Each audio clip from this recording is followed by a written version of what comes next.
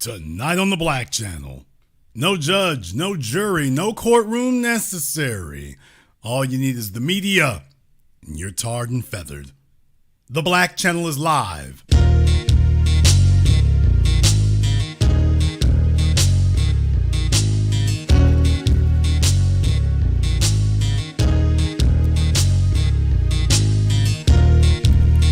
Unapologetic, unadulterated, and absolutely uncompromising. Greetings, brothers and sisters from around the world, and welcome back to the home, the haven, the stronghold, and the everlasting superfortress of intelligent black thought. We are the Black Media, and this is the Black Channel. I am your host, your brother, your humble servant, the voice of Black America, the Black Authority, broadcasting to you live from the only historically black college and university of higher education and learning in the cosmos. You are, of course, welcome to join us.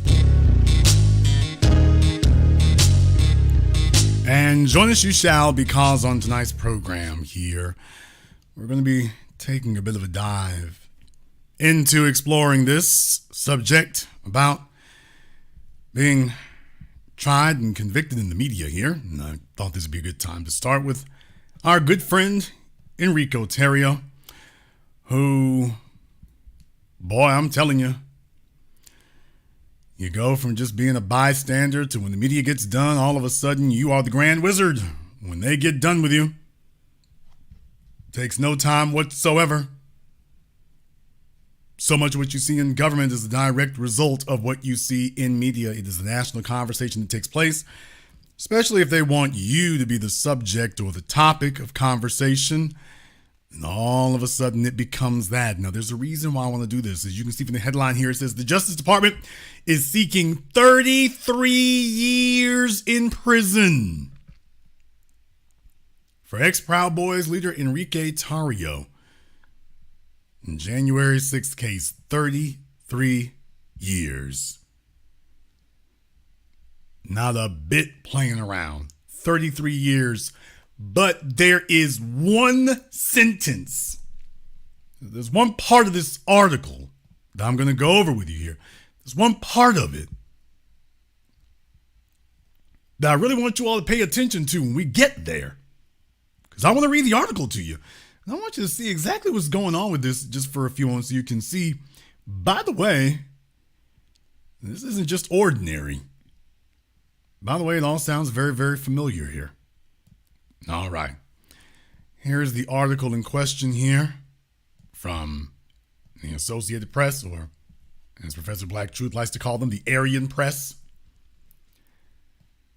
Justice Department seeks 33 years in prison for ex-Proud Boys leader Enrique Tarrio in January 6th case, by Alana Durkin-Richer. The Justice Department is seeking 33 years in prison for Enrique Tarrio, the former Proud Boys leader convicted in seditious conspiracy in one of the most serious cases to emerge from attack on the U.S. Capitol, according to court documents. The sentence, if imposed, would be by far the longest punishment that has been handed down in the massive prosecution of the riot on January 6, 2021. Oath Keepers founder Stuart Rhodes, who was convicted of seditious conspiracy in a separate case, has received the longest sentence to date, 18 years. You know, they know who they want to make the face of white supremacy. In America, you're black. You can be black in the face of white supremacy. So if anybody asks you, can you be black and be white supremacist? Absolutely. Absolutely. Matter of fact, the government's here to say, by the way, you would be the case of white supremacy. You would be the face of white supremacy when we get done. Tarrio, who once served as national chairman of the far-right extremist group, and 3 lieutenants were convicted by a Washington jury in May of conspiring to block the transfer of presidential power in the hopes of keeping Donald Trump in the White House after the Republican president lost the 2020 election. Tarrio, who was not at the Capitol itself, was not at the Capitol riot itself. Let me say this again. Tarrio, who wasn't even at the Capitol itself, wasn't at the Capitol riot itself, was a top target of what has become the largest Justice Department investigation in American history. He led the neo-fascist group. Boy, don't you see how they're talking about these things so definitively? Now, when we as black people talked about these organizations, the media didn't use this kind of language. When they talk about Ron DeSantis, they don't use that kind of language. When they talk about Joe Biden, they don't use that kind of language. So just take a look at how the media, all of a sudden, the media's got a hard line perspective on these things. But when we talk about white supremacy, reparations, things like that, all of a sudden the media is, everything is supposed, everything's alleged. When you talk about police departments in America, everything is supposed, everything is alleged. When we talk about these things, everything is supposed and everything is alleged and maybe, and they don't know what to think. And all of a sudden, they know exactly what to think now, huh? Theriot, who was not at the Capitol riot itself, was a top target of what has become the largest Justice Department investigation in American history. He led the neo-fascist group known for street fights with left-wing activists when Trump infamously told the Proud Boys to stand back and stand by during his first debate with Democrat Joe Biden. During the months-long trial, prosecutors argued that the Proud Boys viewed themselves as foot soldiers fighting for Trump as the Republicans spread lies. The Democrats stole the election from him and were prepared to go to war to keep their preferred leader in power. Isn't this interesting that if Ron DeSantis talking about slavery, if the Associated Press were to say Ron DeSantis, Greg Abbott, and all these other governors trying to erase slavery said that they were telling the lie that slavery was beneficial, telling the lie that slavery wasn't that big and bad of a deal, telling the lie that black people, the descendants of the slaves, do not require reparations. Wouldn't that be interesting if the media used this kind of language? They spread the lie that these interest groups, these politicians are spreading the lies about black society. Wouldn't that be something if the white supremacist, white media were to actually use that language there? Interesting.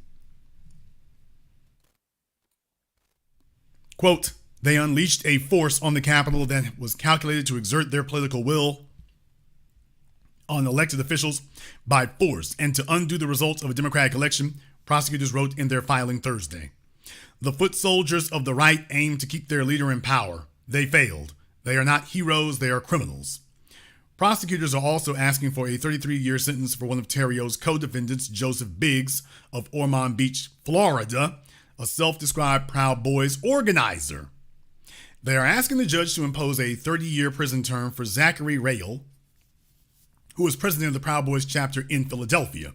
27 years in prison for Ethan Nordine of Auburn, Washington, who was a Proud Boys chapter president, and 20 years for Dominic Pezzola, a Proud Boys member from Rochester, New York. Pezzola was acquitted of seditious conspiracy, but convicted of other serious charges. Theriot, 39, wasn't in Washington on January 6th. Did you get that? Did you all get that? Theriot wasn't in Washington on January 6th because he had been arrested 2 days earlier in a separate case and ordered out of the capital city. But prosecutors alleged he organized and directed the attack by Proud Boys who stormed the Capitol that day. You never see the rationale for prosecuting police, prosecutors, other white supremacist organizations. You never seen that before. Isn't that interesting? They're admitting, by the way, yeah, he was in jail at the time, but the fact that he, quote, organized it, that's all we need.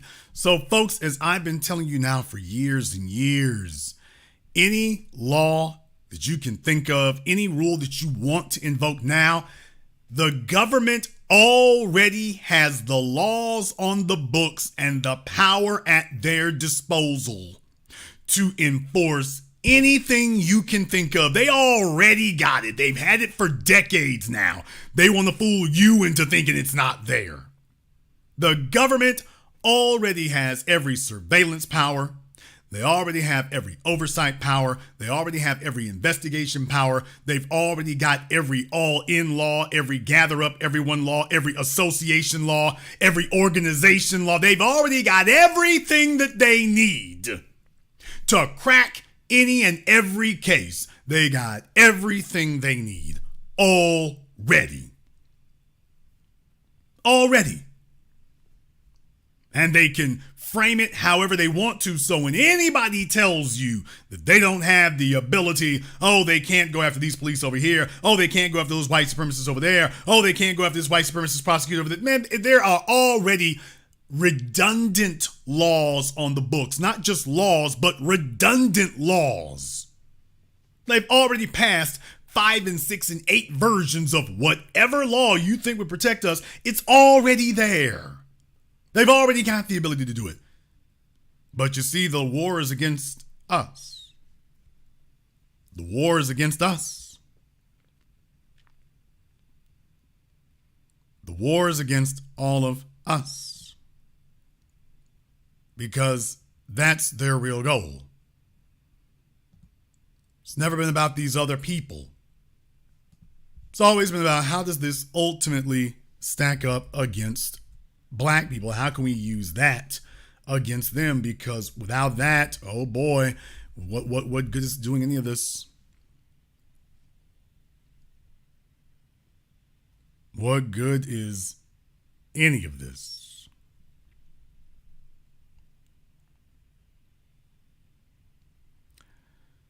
There's some folks out there who don't get the point. I'm sure that Enrique has got all kinds of religion now. I'm sure he's got all kinds of religion now. All of a sudden, I imagine. And it looks like they are going to give him plenty of time to get associated with it if they have their way. He'll have plenty of time to mull it over if they get their way. And he doesn't even have to worry about a trial now. You've already been tried and convicted in the media. You've already been tried and convicted there. That's the point I'm making.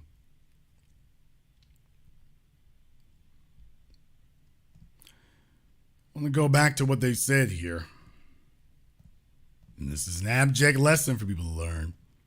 Terrio, 39, wasn't in Washington on January 6th because he had been arrested 2 days earlier in a separate case and ordered out of the capital city, but prosecutors alleged he organized and directed the attack by the Proud Boys who stormed the Capitol that day. Defense attorneys argued there was no conspiracy and no plan to attack the Capitol and sought to portray the Proud Boys as an unorganized drinking club whose members' participation in the riot was a spontaneous act fueled by Trump's election rage. Terrio's lawyers tried to argue that Trump was the one to blame for exhorting a crowd outside the White House to, quote, fight like hell. Attorneys for the Proud Boys say prosecutors' proposed sentences are extreme.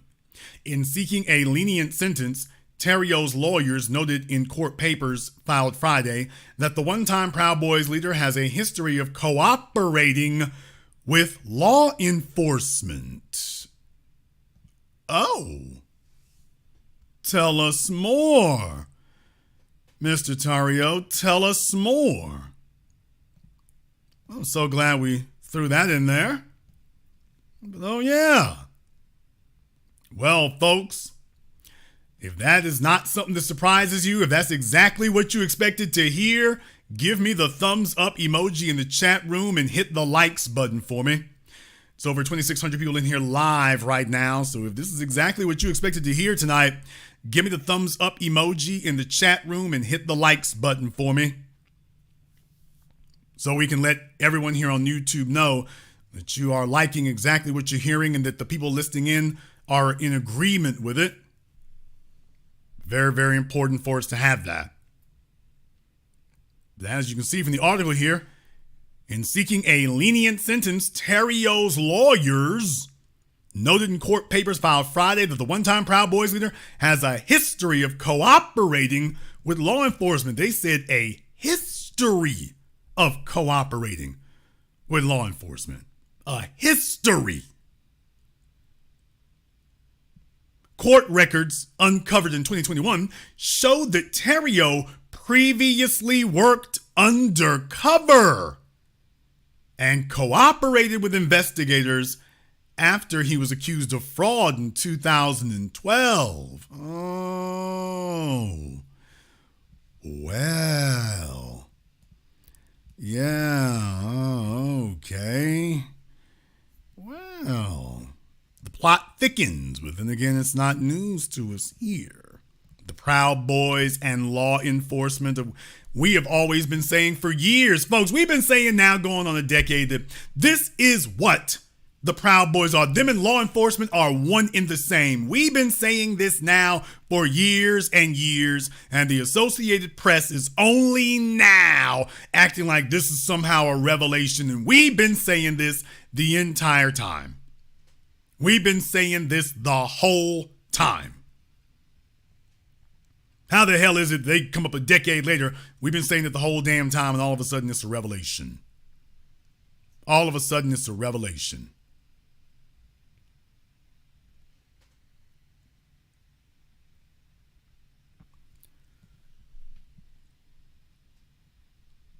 Terrio's lawyers also said his mental health has suffered behind bars because where he has been since his March 2022 arrest, they urged the judge, quote, to see another side of him, one that is benevolent, cooperative with law enforcement, useful in the community, hardworking, and with a tight-knit family unit and community support.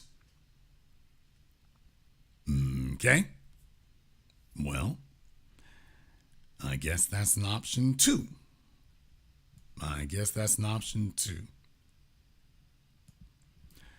In the words of Mac 10, go on and take the stand. Yana, I'm a changed man. Doesn't this look like the face of a family man? All right. Absolutely. I didn't know. I mean, you take a look at this here, folks. Does this look like somebody who's ready to go to a riot? Does this look like somebody who's prepared to go to a violent confrontation? I would think not. I would think not. I'd say something different. I wouldn't think so. By the way, my likes are a little bit on the low side here tonight. Well, that's okay. If folks don't like tonight's program, I'll go ahead and wrap things up here shortly. I just wanted to go ahead and bring you all a few notes here tonight. Noting that the chaos on January 6th was fueled by Trump's false election claims, a lawyer for Biggs and Rail told the judge that, quote, believing the commander-in-chief and heeding his call should yield some measure of mitigation. The defendants are not terrorists. Whatever excesses of zeal they demonstrated on January 6, 2021, and no matter how grave the potential interference with the orderly transfer of power due to the events of that day, a decade or more behind bars is an excessive punishment, attorney Norm Pattis wrote. Like in the case of Rhodes and other Oath Keepers, prosecutors are urging the judge to apply a so-called terrorism enhancement, which can lead to a longer prison term, under the argument that the Proud Boys sought to influence the government through intimidation and coercion. Now, this is all very interesting too, isn't it? Because haven't we all been saying that the Proud Boys is a white supremacist organization and that they've been involved in white supremacist intimidation of black people? Haven't we been saying that for the longest, with Barack Obama telling us and Attorney General Eric Holder telling us ain't nothing they can do, nothing we can do at all, why we can't do anything about that? Why, isn't that interesting? As soon as the Proud Boys show up and start trying to topple the government, all of a sudden, everything that we said, they're now going into court saying it. Well, what was wrong with it when we said it? We've been saying this for years and years, and that wasn't sufficient to move a muscle or take any action. You told us there wasn't anything you could do, that what we were saying was, we can't really prove the burden of what you're saying. Now they're in court proving the burden like a son of a gun, ain't it? Now they're in court proving the burden like a son of a gun. Very interesting how that's happening. Everything that we told you they could do, yeah, they really can do it.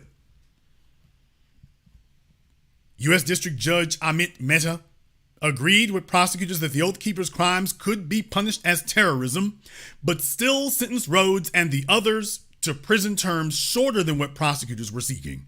Prosecutors had asked Mehta to sentence Rhodes to 25 years behind bars.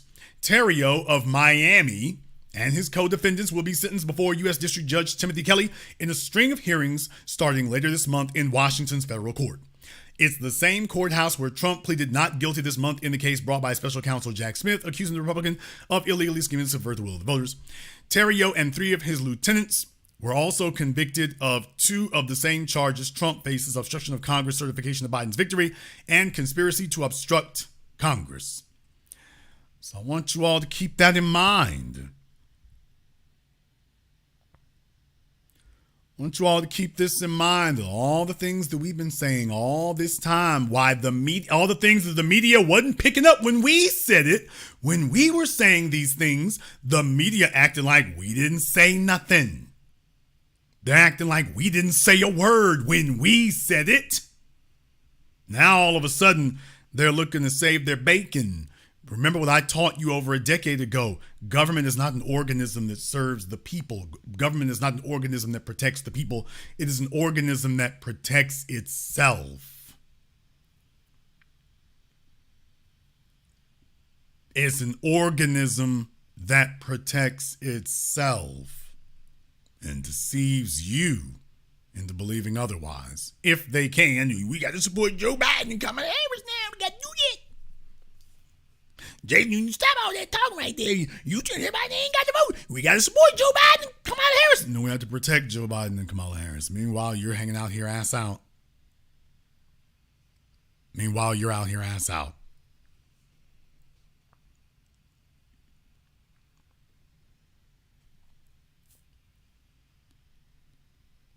The reason that the new black media matters, the reason that the new black media is so important is because of things like this. This is why the new black media matters. Because what is framed in the media begins to hang on people. The way the narrative is framed in the media changes things. And this is why they're going so hard, body, and relentless now, to the point that people are sick of it. Yeah, that's the whole point of it. That's how messaging works, is to say something over and over and over and over and over again until people know how to finish your words and know how to finish your syllables. When you start the first part of the syllable, they can tell you what the rest of the syllables of the sentence are going to be. That's how you know that your message is hit home. Well, guess what? That is exactly the way that it works here. We keep hammering the message home. We've been doing it now for a decade about reparations. You hammer the message home until finally it's reached the highest upper echelons of power. And then next thing you know, people know what you're going to say. They know what you're going to say before you've even finished the sentence. That's what you're looking for. So if you want to know why it is that so much of our agenda is finally making headway, it's because we've remained relentless now for all these years.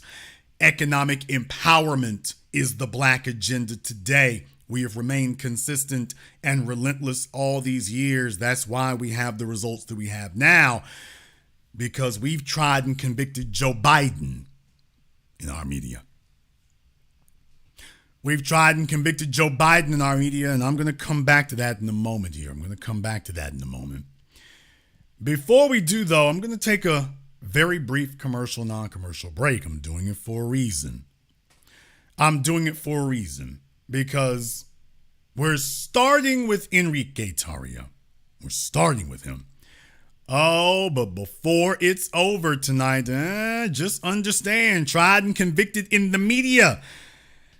There's somebody else who's being tried and convicted in the media right now. He's considered to be off code. He thought that he was safe. He thought he'd be okay. He thought all the smiles and all the grins and the giggles were going to last. And oh boy, they ain't even waiting for him to get started good. It's already going down. We're going to come back and cover that here in just a moment. Before we do, I want to thank everyone, and I do mean everybody, who has contributed to support tonight's program on PayPal, CashApp, Super Chat, Venmo. Big shout out here to my man Black Voltron. Big shout out here to my man Tommy Felix. Put the blindfold away and see and hear the truth of B1 Media. Thank you very much for your support, brother. B1 Media is a lifesaver, and everyone else who's contributed to support the program here tonight. Folks, stick around because somebody here, you warned them it was coming. You told them they didn't believe it. When we come back from this commercial, non-commercial break, guess who's getting the work? And not from us either. This is the Black Channel. Hello, my name is Steve Burgess, and I'm a certified elementary school teacher and have been for 23 years. I'm the author of this book, Guidelines for the Successful Student, a closer look at parenting your school-aged child. In this book, I've explained the role of the parent and the student in addition to what accommodations, procedures, rewards and consequences and expectations that need to be in place to ensure student success from primary to high school. This book is available on Amazon.com. For more information, please visit my link tree at Easy One-on-One, and to access my latest podcast, A Teaching Moment with Mr. B. A white supremacist assassin seeks revenge. Corrupt FBI agents with evil intentions. Dangerous black collaborators dedicated to treason. Occam Jeffers must defeat them all and somehow survive. One misstep and he's a dead man. Join Occam Jeffers as he looks the devil in his blue eyes and tells him, Black first. A sequel to the underground hit War of the Heart, Spirit of 1811 Publishing presents God Love Us, on sale at Amazon. Pre-order and save today. Visit spiritof1811publishing.com and show your love. More Threads. A brand owned by a descendant of Black American freedmen was created to uniquely address Black American history and contributions that have been intentionally hidden and suppressed. Use their apparel and more to learn and share the Black American history of Black inventions, heroes, towns, Black business districts, and more. Sign up and support not only a Black-owned business, but a movement at www.morethread.co.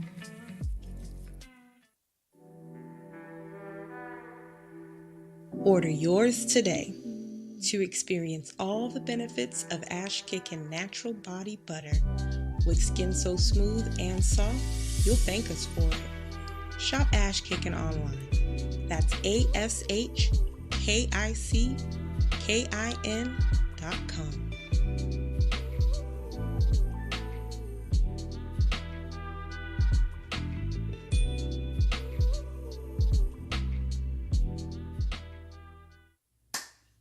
Hi, this is Brenda Starr, creator of Poetry with a Purpose and author of the book Pressed But Not Crushed.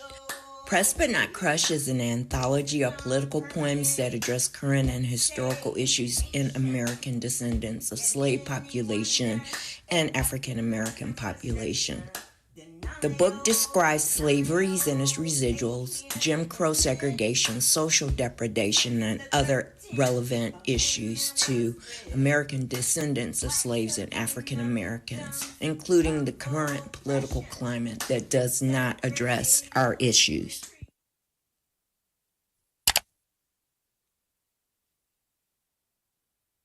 This is the Black Channel, and I am your host, your brother, your humble servant, the Black Authority. Very glad to be with you all this evening. And man, I gotta tell you here, folks, some folks are getting a crash course in some of the things that we've been saying the whole time here. And I don't cry when chickens come home to roost. As a matter of fact, I don't cry when they come home to roost.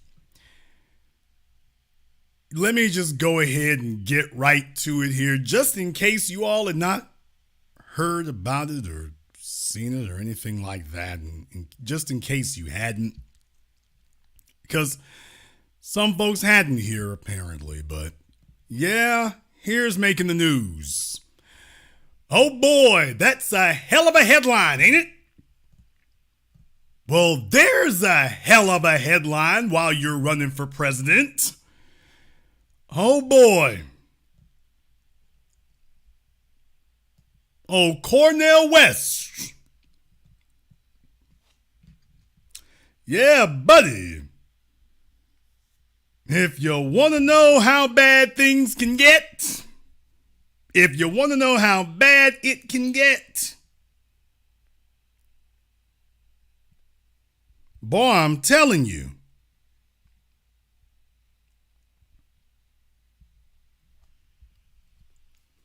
Oh, Cornel West, who even knew he had child support? Somebody he had child support for, by the way. Who even knew? Boy, I'm telling you, who even knew?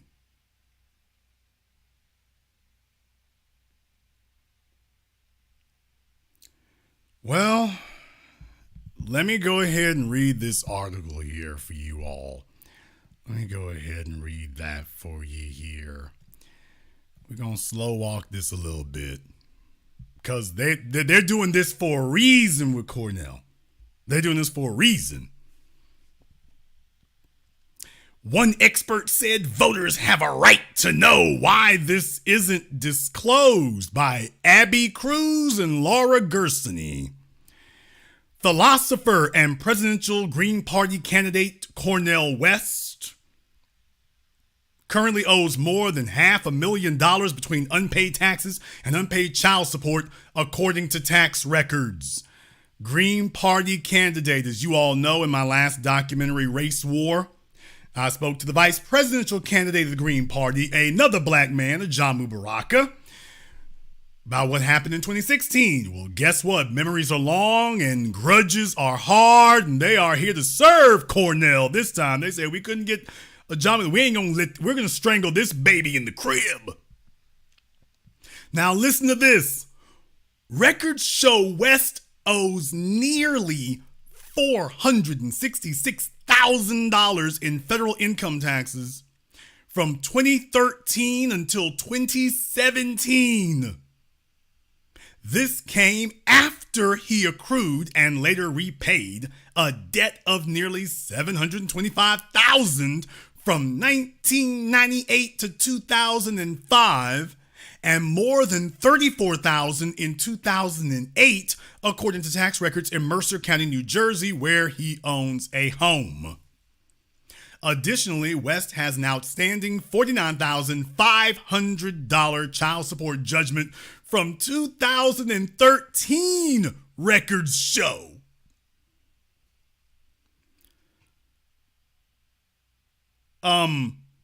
Voters have a right to know why this isn't disclosed. Better question, why is it that the corporate media wasn't saying this all this time? Because if they were able to find this out now, they say records show. Well, if the corporate media knew all this time, why didn't they say something in the last 15 years, folks? Come on now. If they already knew that he owed almost $50,000 in child support from 2003, 20 years. Does he have a valid passport if he owes child support that big? Since 2003. Folks, that's 20 years now. What do you say? He ain't gonna pay that heifer a dime. Okay, but it's for the kids. Cornel's for the kids. Almost 50 G's.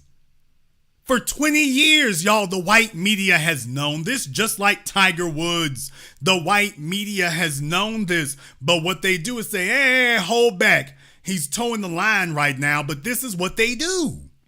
When you are a useful tool, they got some dirt on you. They got some dirt that they gonna yank out at the last moment and just trash every damn thing you got going on. They got some dirt on you. And they gonna hold that dirt back until the day that if you get out of line, we gonna drop this on you. We are gonna drop every pound of it on you. So for 20 years, they've been holding on to this. For 15 years, they've been holding on to this. For 10 years, they've been holding on to this. For 6 years, they've been holding on to this. For 5 years, they've been holding on to this. Ain't said a word. He announces he's running for president. Kaboom. There it is. All of it dumped all at once. It says the debts were first reported by the Daily Beast. Oh, man. So old Cornell has run afoul of the powers that be. Ran afoul of them, and they let him know, we ain't trying to hear it. By the way, in case you were wondering, the Daily Beast published their story August 3rd.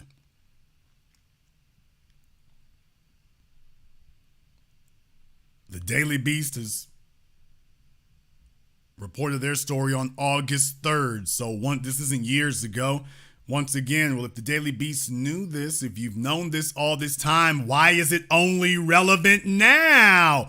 Y'all, old Cornell got suckered in by his liberal friends. Cornell got suckered in by his liberal friends, and dude, they've been waiting on you. They've been waiting on you.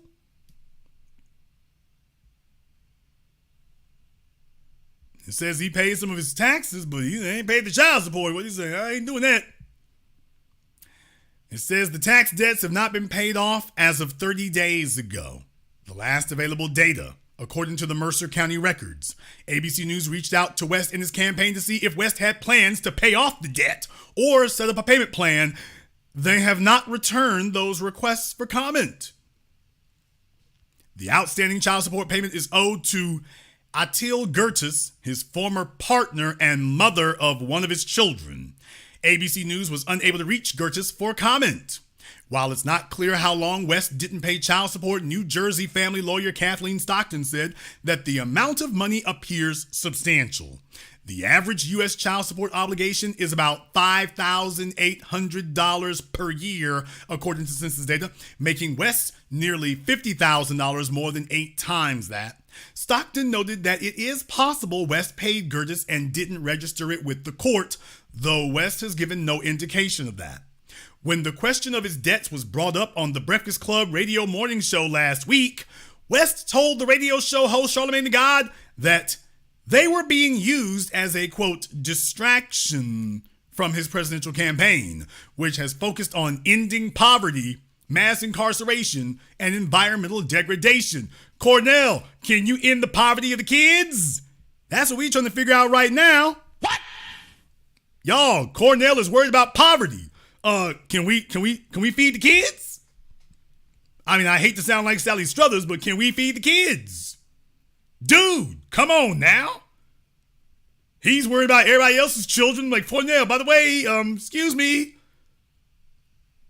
We gonna know your kid, the one that looked like they put their finger in an electric socket. That's probably yours. Hey, Cornell, feed the kids. He worried about everybody else's poverty except old girls. Cornell, that's not a distraction. Cornell, brother, breakfast is not a distraction. Okay? Breakfast is not a distraction. Cornell's talking about this is a distraction. No, sir. Cheerios is not a distraction. Okay? 20 years. The kid's grown, nigga. What did he say? He ain't gonna explain a damn thing. Y'all know that fella who... y'all, come on. Okay, look. Now, you know me about the court system. I'm no friend of the court system, but 20 years? You don't even want to get brownie points? Hey, baby, I paid the child support debt. You don't even want to tell your kid, they grown now, man. They got a job of their own. I hope they don't owe child support of their own. And Cornell's just like, forget it. Been 20 years. I don't need to leave the country anyway. I ain't got to do nothing. Cornell, what are we doing? What are we doing?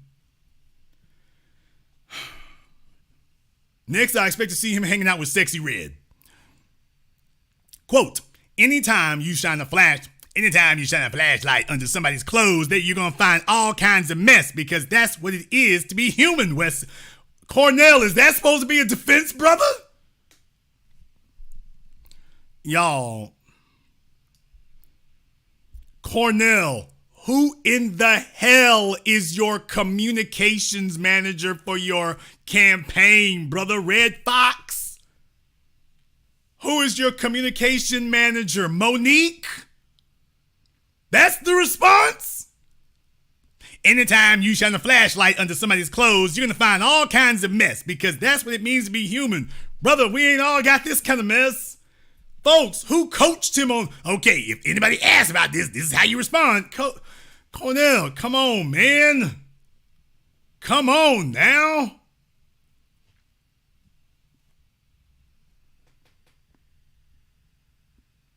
I'm just saying. Has anybody found his kids to find out if they gonna vote for him in the next election, by the way? Y'all thought Rudy Giuliani had it bad with his daughter. Can you imagine somebody shoving a microphone in Cornel West's kid's face? So are you your dad's running for president. Do you plan to vote for him? That nigga, I ain't gonna. How's he gonna explain that away? Deal with it, nigga. I'm just saying, folks. You thought it was bad for Rudy. Somebody in the chat room said, in poverty, he's leaving it where it is. Okay. Let me see. I'm in other people's poverty. For mine, and stay right there. Earlier on the show, The Breakfast Club, not my program, West mentioned he was, quote, broke as the 10 Commandments financially, personally, and collectively. Excuse me? Damn. Folks, really? So he wants to be in charge of the country's finances. Vote for me. I'm broke as the Liberty Bell. Financially, personally, and collectively. But put me in charge of the nation's finances. Folks, I know weed is legal in most of the places Cornell hang out at. This ain't weed talking here. This is something else. This ain't weed. This is something else. People, come on now. We're going to put him in charge of the largest economy on the planet. And he's a vote for me. I ain't got no money. Folks, you might feel sorry for your broke uncle, but you're not going to put him in charge of your business because he needs a job. Let me go find him something else he can do. No, not this. West's debts are personal, not related to the campaign, so they may not directly bear on the finances of his candidacy. Still, personal finance issues have been known to interfere with campaigns. Florida Senator Marco Rubio's sometimes imprudent management of his own finances were scrutinized during his 2016 campaign for president, and then Wisconsin Governor Scott Walker's personal debt seemed to undermine his message of fiscal hawkishness. According to West's financial disclosure filed with the Federal Elections Commission in August 2023, he currently makes at least $200,000 annually. That includes his professorship at the Union Theological Seminary, where his annual income falls upward of $100,000, his speaking engagements, where he makes at least another $100,000, and his retirement fund, which earns him somewhere between $5,000 and $15,000 annually. His spouse, a professor, makes at least $50,000 per year. Kedrick Payne, an ethics lawyer with the Campaign Legal Center, said in an email to ABC News that the U.S. Office of Government Ethics advises candidates to disclose debts the size of West's. Quote, the federal disclosure law requires candidates for president to report liabilities owed over $10,000. Child support is excluded, but the OGE advises that overdue taxes are reportable. If West in fact owes taxes, voters have a right to know why this isn't disclosed, Payne wrote. West's associate author Christopher Phillips described West as, quote, authentic and someone who hasn't hesitated to spend his own money to help others. He helps others. He helps everybody except his kid. He helping everybody except them. He's not helping them. I'm not kicking dirt on nobody. He's never hesitated to spend his own money to help others. He's hesitating to spend it on his kid. He's so hesitated to spend it on them. He hasn't just hesitated, he's outright refused. So, I'm just saying. Just saying.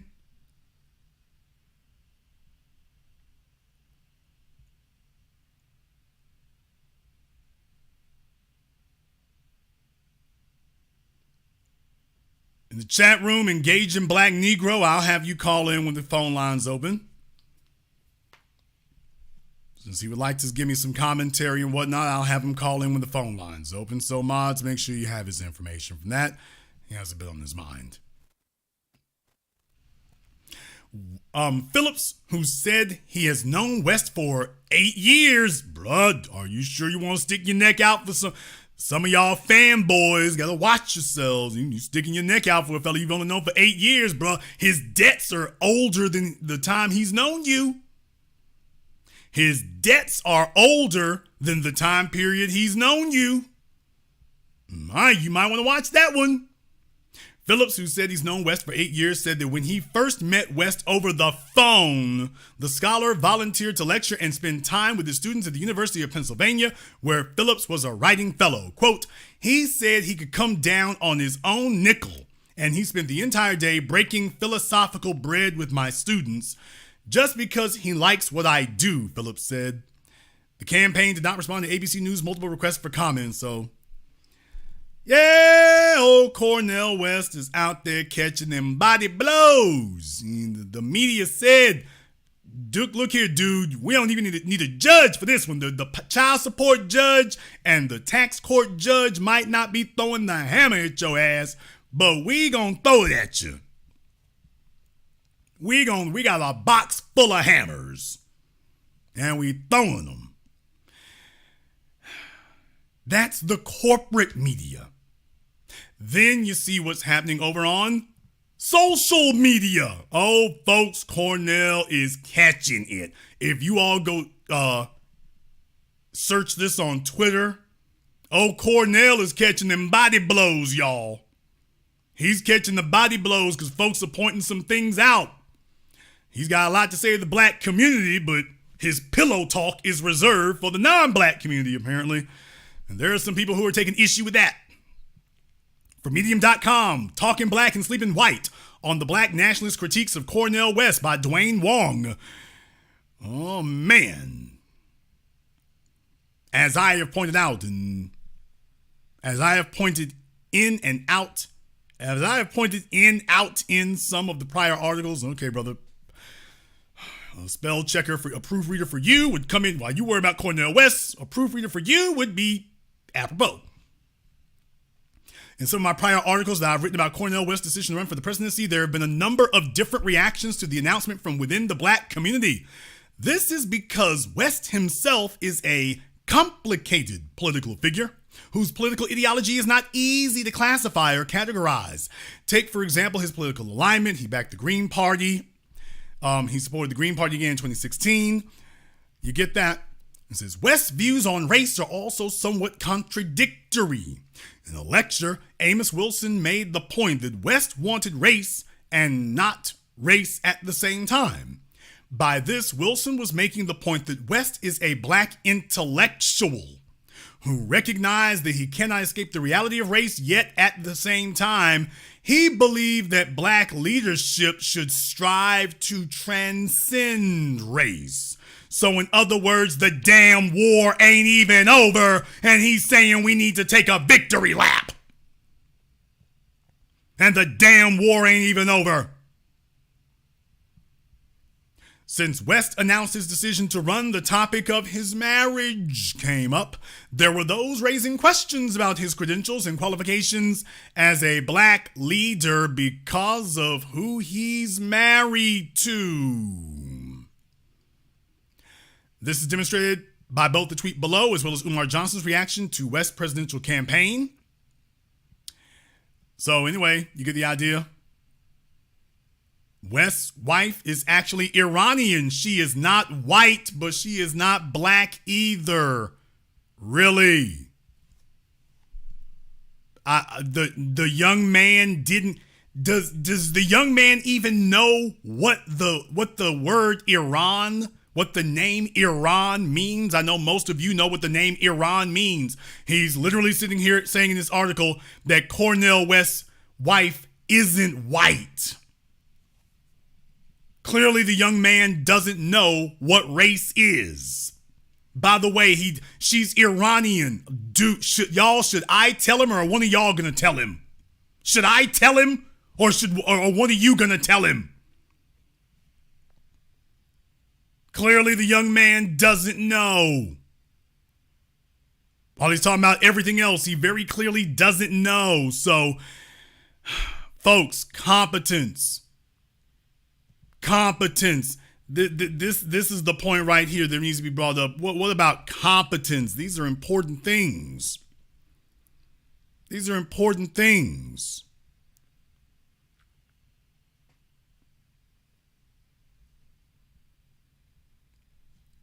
Cornel West wasn't thinking that this kind of thing was going to come up. Maybe he wasn't thinking that was going to happen, but now he's got a wake-up call about that. Now he's got a wake-up call about it. He's probably thinking to himself, well, how could it possibly go wrong? How could it possibly go wrong? And now he's learning, boy, when they get ready to come for you,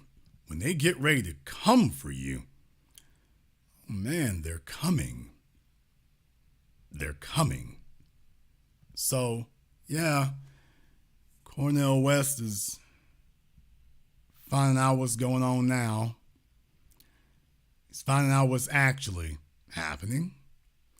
And these are things that could have been said years ago, couldn't it? These are things that could have been brought up years ago. And that's the way this really works. Right when you think you're going to get away with it, right when you think you're going to get away with it, and right when you think you're going to be okay, and right when you think the liberal white corporate media got your back, and right when you think, don't worry about it, we're good, right when you thought that, here they come. All them skeletons in the closet, here they come. Didn't say a word about it, here they come. In the chat room, Golden Brown's going to need to call in when I open up the phone lines here. Golden Brown will need to call in also.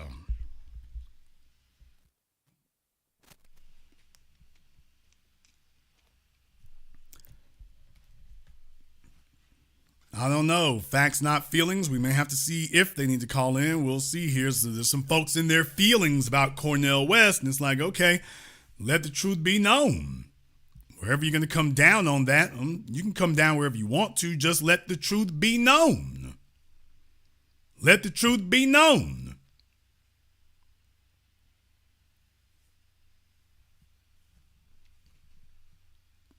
Engaging Black Negro, you have been told to call in, so by that definition, that's not an issue. I'll let you know if the call-in policy is an issue for you. I assure you tonight it's not one for you. I assure you.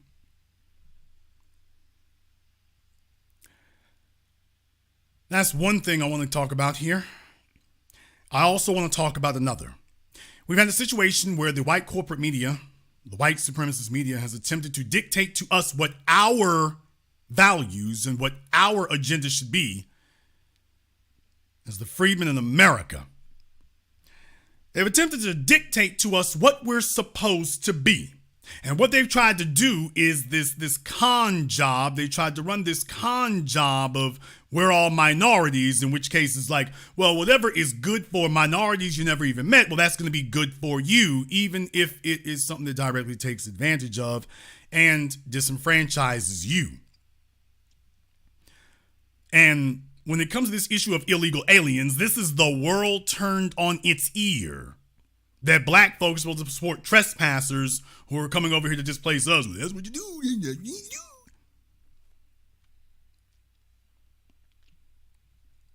There's times where you need to realize that that's not such a good thing here. And our agenda isn't everyone else's.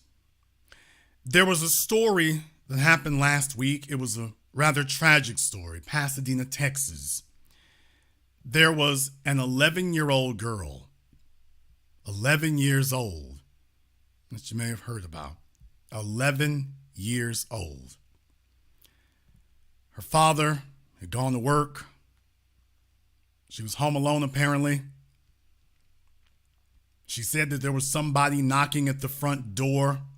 She called her father. Her father told her, don't open the door. Don't open the door for anybody. I haven't really found out the details of what happened next. According to them, the daughter did not open the door. At least that's the version I've heard so far. Needless to say, the father calls back later to talk to the daughter. He doesn't get an answer. He sends some of his kinfolk over there to check on the little girl. They can't find her. They look all over the apartment. They can't find her. The father finally comes home from work. He begins looking around the apartment. He looks in the one place that the rest of his family members didn't look. He looked under the bed. And there she was. Murdered. Sexually assaulted. Wrapped in a blanket and stuffed under the bed like dirty laundry.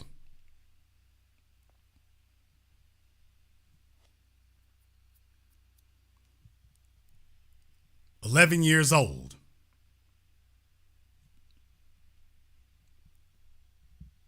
I don't have children, but 11 years old. They found the suspect here yesterday, here in Shreveport. Sometimes criminals think that Shreveport's an easy place to hide in. They find out the hard way that no, we're not quite as unsophisticated as you might wish to yourselves that we were. But there's a story behind the story here. There's a story behind the story. And that's what I want to get into right now. I want to read to you from the Daily Mail. That's not what you have on your screen, but I want to read to you from the Daily Mail.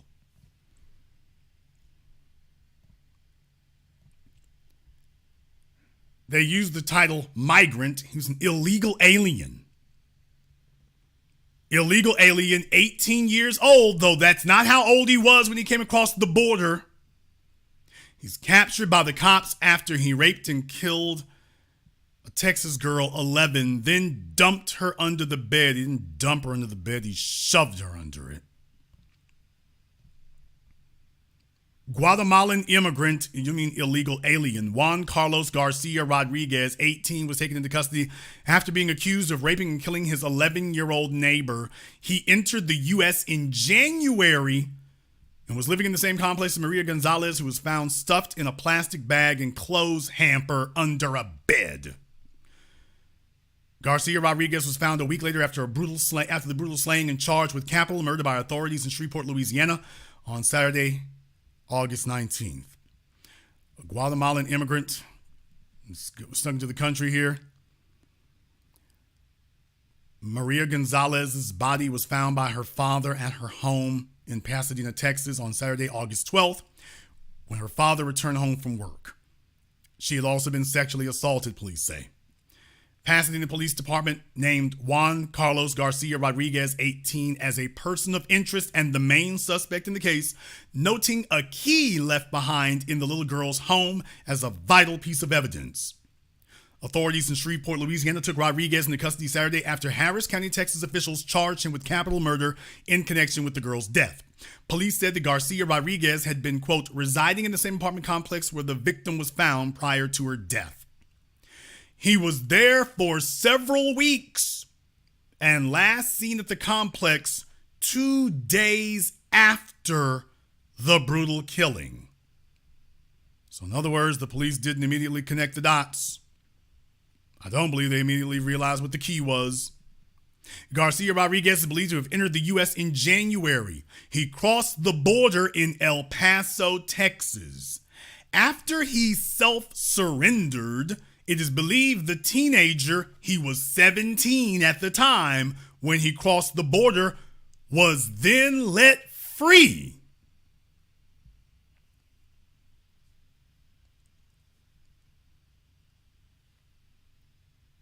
Garcia Rodriguez had been released after entering the U.S.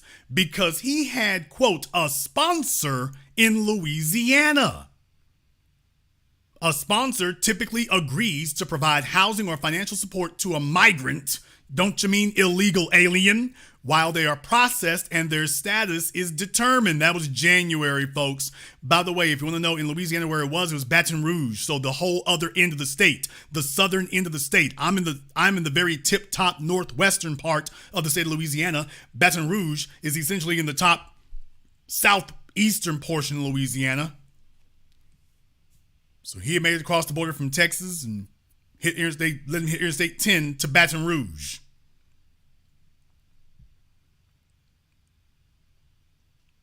So now you know what happened there.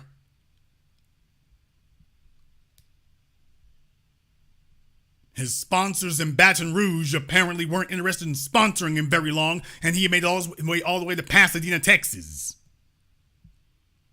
where he was engaging in general murder and mayhem.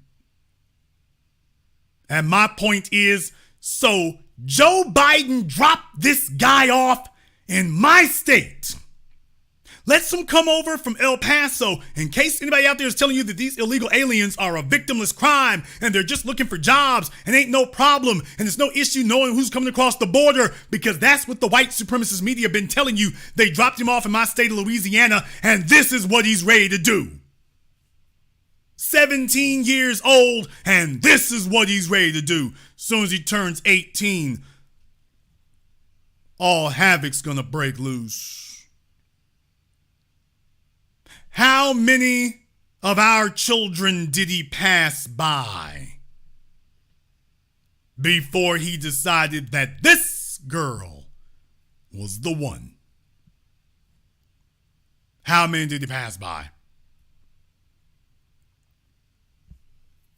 No, to all the folks up there in New York City talking about sanctuary cities. See, this is what they're inflicting on the southern border. These are northern states making promises that the southern border states will have to keep up with, and Louisiana is in the south. While technically not necessarily considered to be a border state, we get a lot of that. Now, the thing is that we actually crack down on that kind of thing, so they end up going to Texas, making their way to Arizona and California if they can. But now you're seeing that they're spilling over in Louisiana because Joe Biden's dropping them off here. Joe Biden's dropping them off here, and you got them lurking around to see if your child is vulnerable. They see you go to take the day to leave and go to work.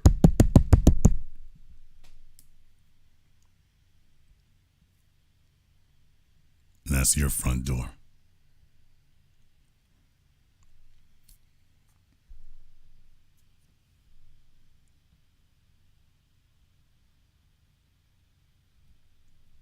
In the chat room, D. Thomas, that's actually not true.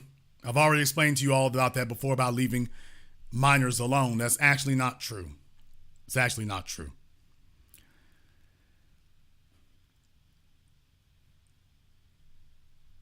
A lot of folks think it is, but actually it isn't.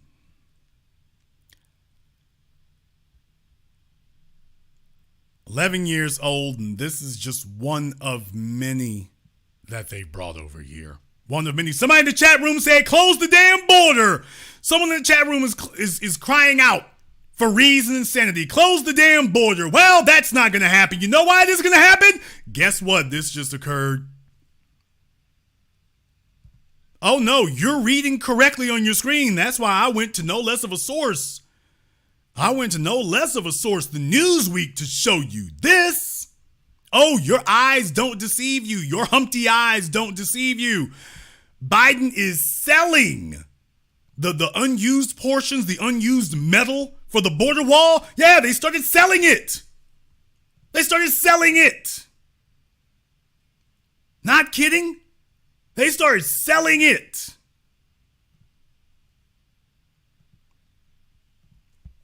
Absolutely. He has started selling it. Joe Biden has started selling it. Not even the U.S. government necessarily. Joe Biden has started selling it. Yeah, everything's great. Everything's fine over here. Don't worry. A border wall. You want to know what's happening to the border wall? Joe Biden's got plans for that. Wonder if he's going to sell it for Coke for his son. Wonder if he's going to sell it for Coke for him. But oh yeah, that's what's happening. Just in case you were wondering. What happened to the border wall? Oh, don't worry, they're selling that. Republicans furious as Biden sells unused Trump border wall for millions. Republicans expressed outrage to President Joe Biden on Saturday following a report that the federal government is allegedly selling millions of dollars of unused parts of the U.S.-Mexico border wall. GovPlanet, an online marketplace for surplus government materials, recently oversaw the sale of hundreds of thousands of dollars worth of square structural tubes produced by Nucor Tubular that was apparently intended for former President Trump's border wall, a key promise of his 2016 presidential campaign. Trump has touted the completion of more than 450 miles of the wall during his tenure as president, though most of that was replacing existing structures. Only about 80 miles of primary and secondary barriers were built in areas where there were previously no structures.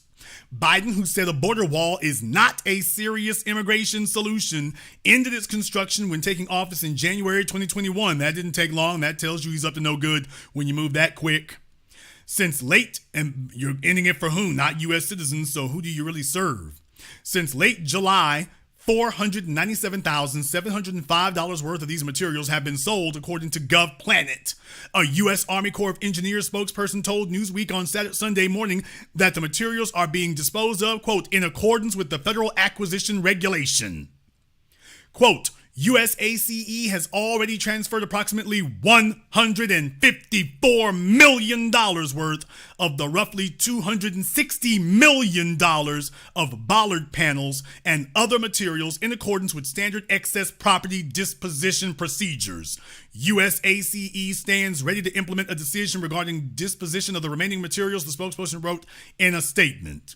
News of the alleged sales drew condemnation from Republicans who have blamed the Biden administration's more humanitarian-focused immigration policies. This is Newsweek. Oh, this is humanitarianism. This is being humanitarian. Did this look very damn humane to you?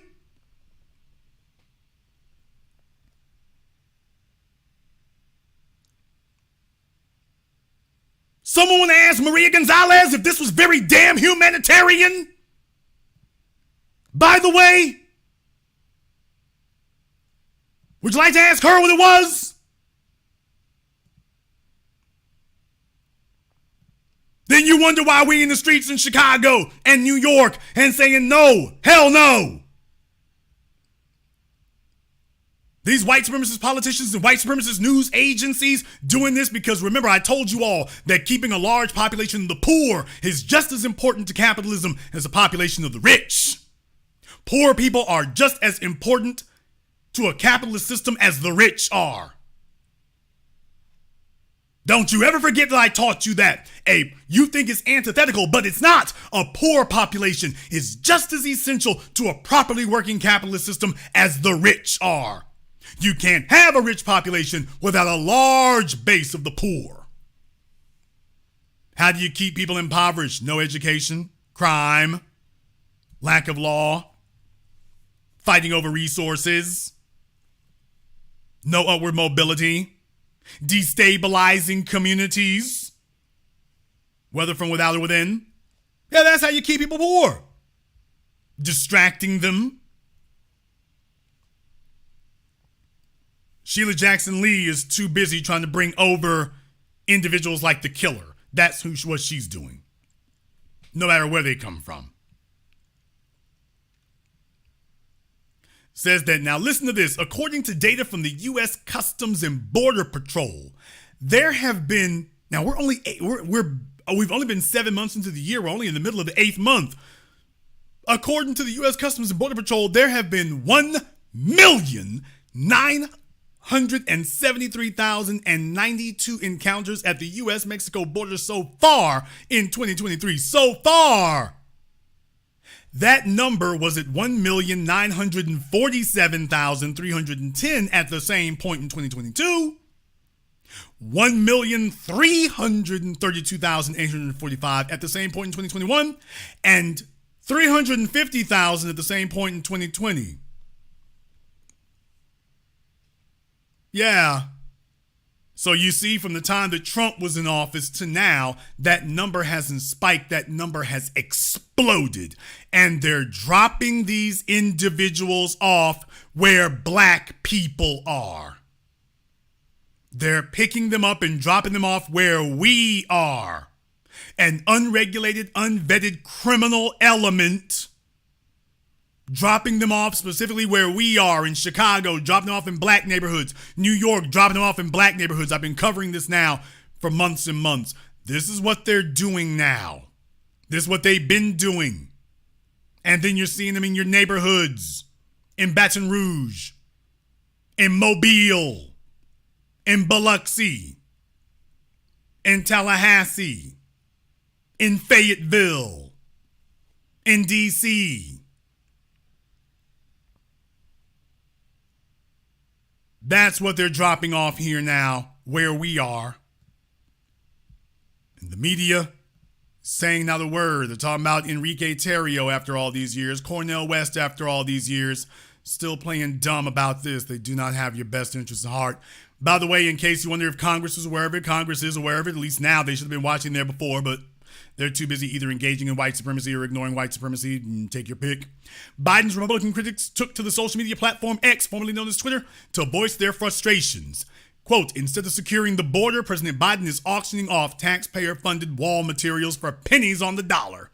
He cannot avoid Congress accountability and must use these parts for their intended purposes. Build the wall and finish it, posted Iowa Senator Joni Ernst. What they're doing here is that they're actually showing you, I think it's actually showing like the receipts and stuff for what they're doing there. Yeah, we're showing, we're selling them. Office of Representative Nicole Malliotakis. Biden has no regard for taxpayer dollars or how the open border is bankrupting communities across the country that are footing the bill for his failures. Posted Representative Nicole Malliotakis of New York. A milquetoast statement if you ever heard one. Brian Kilmeade. One word, sickening.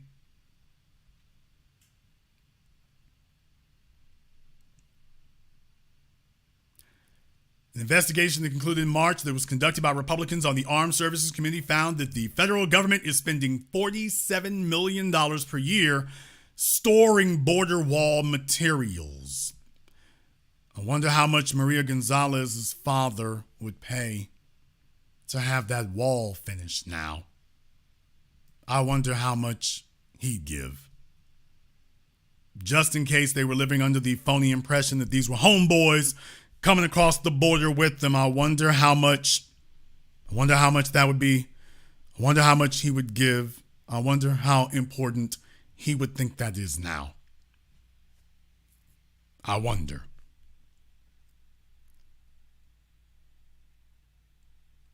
And then you see the same news media going after Cornel West, saying nothing about Joe Biden, saying nothing about the obvious corruption going on there, but they found a way to go into Cornel West and make an issue of that, just in case you were wondering how serious they are about this. They're very serious about it.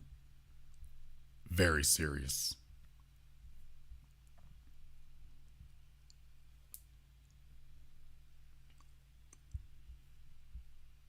As black people in America, there's a reason why you have us here as the black media. You ain't gonna hear this story over there on Bowling Ball Martin. You're not gonna hear this story over there. And he's not gonna put it in the context that I put it in here tonight. He isn't gonna put it in this context that I'm doing tonight. He's gonna sit up here and tell you that everything is just fine. And oh well, ain't worried about that right there while he dances his Dunkin' Donut built ass across the screen. And if you didn't have us here, where would you be hearing this? Where would you be hearing this? This is what they're allowing over here. Unregulated, unchecked, no background check, just dropping them off in black neighborhoods. And then when the crime rate goes up, they're going to tell you, well, you know, black folks are always committing crimes, don't you know? Yeah. And that's what they do.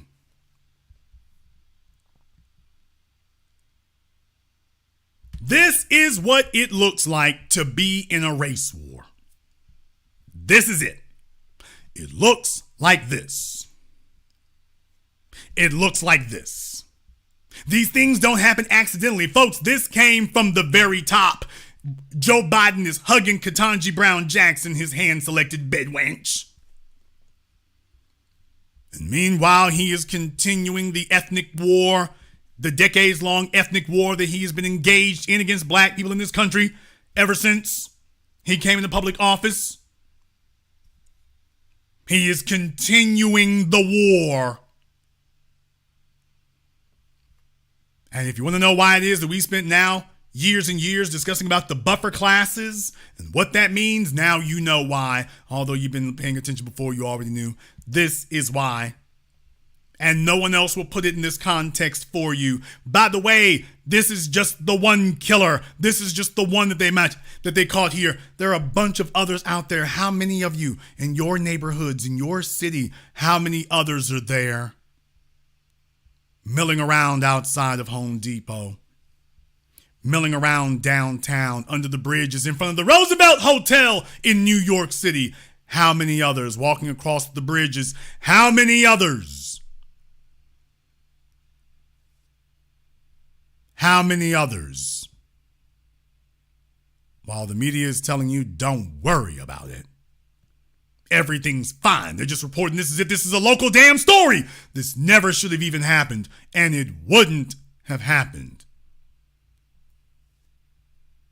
It shouldn't have happened, and it wouldn't have happened under normal circumstances, but these are not normal circumstances. How many of them are working at the hotels that you stay at with your children?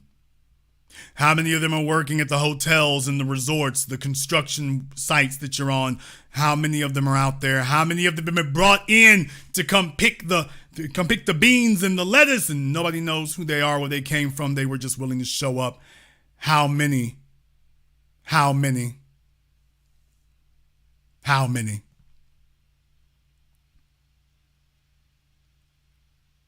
However, you might disagree. Therefore, the telephone lines are now open. The number is 646-787-1933. That's 646-787-1933, your personal access code to the blackest radio program in existence, the only one of its kind on planet Earth today. As always, you are welcome to join us. Everyone who has been instructed by either myself or my moderators to call in when the phone lines open, congratulations, it's your lucky evening. The telephone lines are now open. That is not just a nice, nifty suggestion. That's an order. Therefore, you each have 2 minutes to be on the phone lines here, so that now everything you've had to say here before, you can actually go ahead and mention that to the host directly. You see, this is the best in interactive internet radio. This is absolutely the best in the world at interactive internet radio. By the way, I also want to thank everyone who has contributed to support tonight's program on PayPal, CashApp, Super Chat, Venmo. My man, NJ Williams, thank you very much for your support tonight. We appreciate that. To all of my first-time contributors, thank you very much as well. Also, just keep one thing in mind. We appreciate everyone who supports the program. Keep in mind that YouTube does keep 1/3. They keep over 30% of every dollar that you give. So if you do contribute, just remember you also have alternatives. Cash App, PayPal, Venmo, you do have that as well. Links are in the description, or my moderators usually post it up as well. Let's go ahead and get to the telephone lines. The number is 646-787-1933. That's 646-787-1933. Let's go ahead and get caller from area code 323. You're on live with the Black Channel. What's your name? Where you calling from? Good evening, Big Brother Jason. This is Brother Elijah calling out of Brooklyn, New York. All right, Brother Elijah out of Brooklyn. What's on your mind? I won't take too much of your time because I know you got other brothers and sisters ready to call in. Brother, excellent broadcast. And my heart goes out to that young Latino sister and her father and her family. I apologize that this happened. Brother, I got a question, though, brother. Was listening to tonight's broadcast.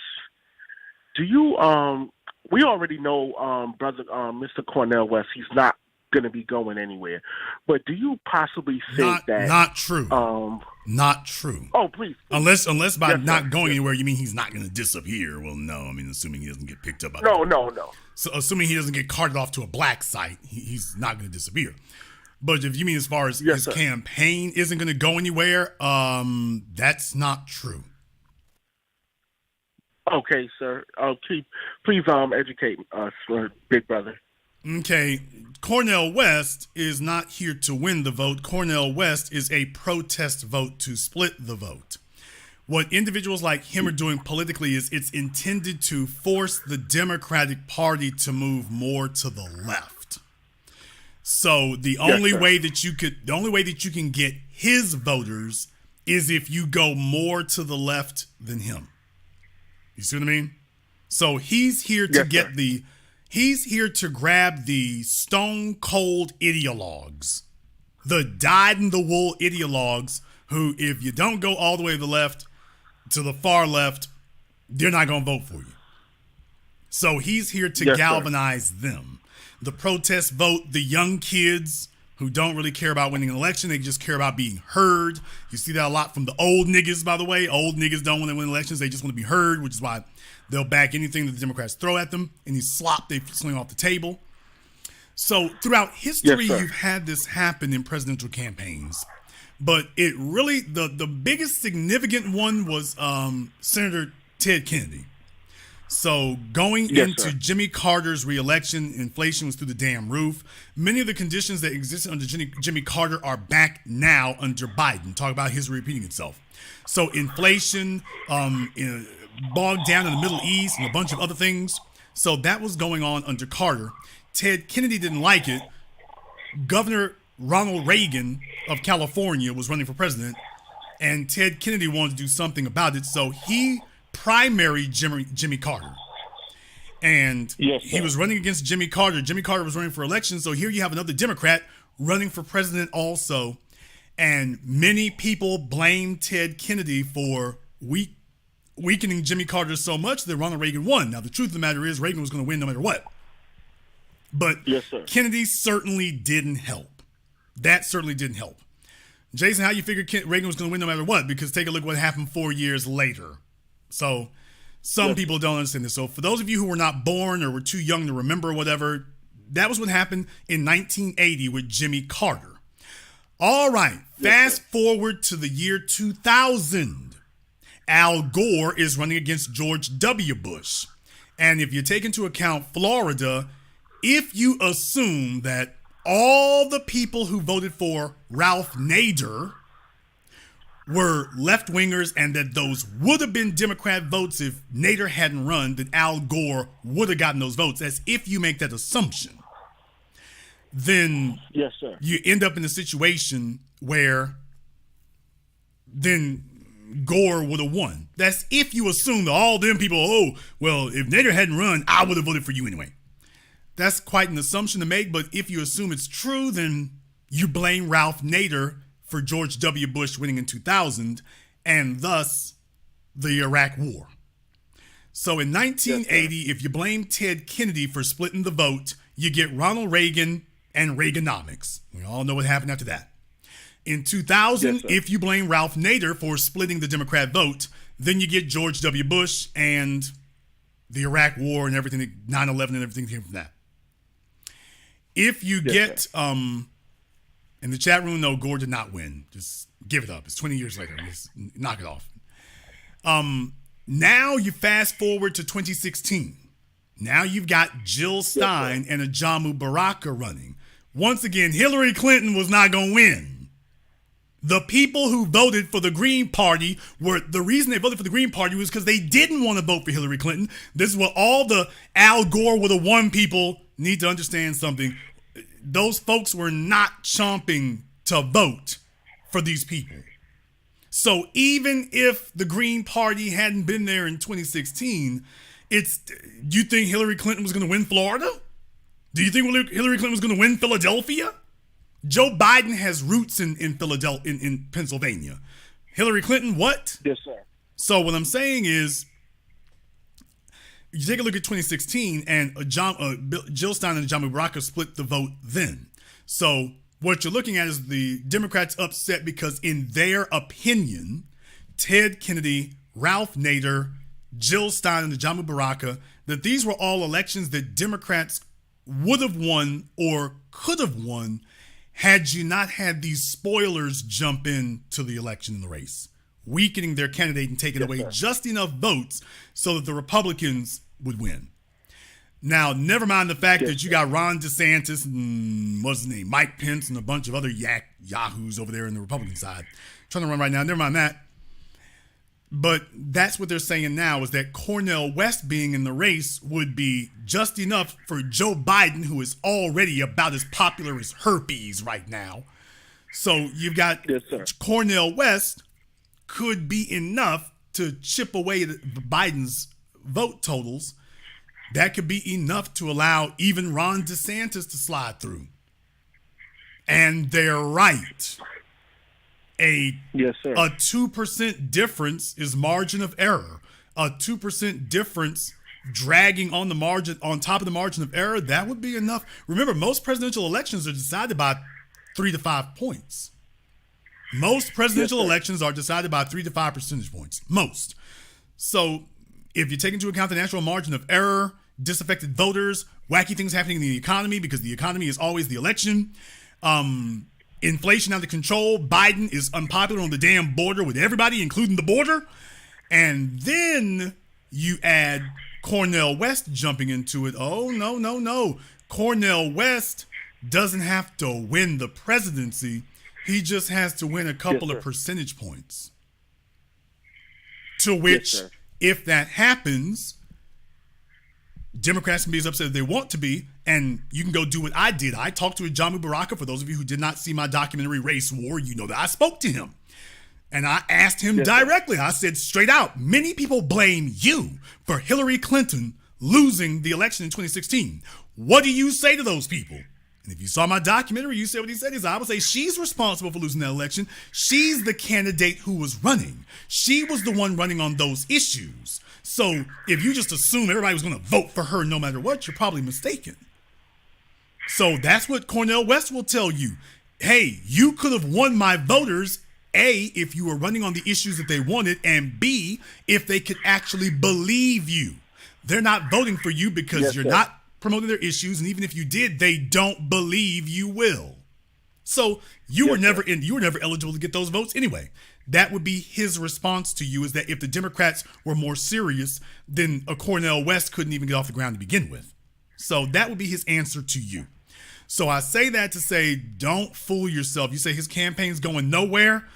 Well, his campaign might not be going to the White House, but his campaign could be going to 2 or 3 percentage points. It could very well go there. I'll let you have the last word. Thank you, big brother. And I got another question. With this disgusting and this filth that's coming across the border, invading our neighborhoods, because they've reached a point where they're not even illegal; they're invaders now.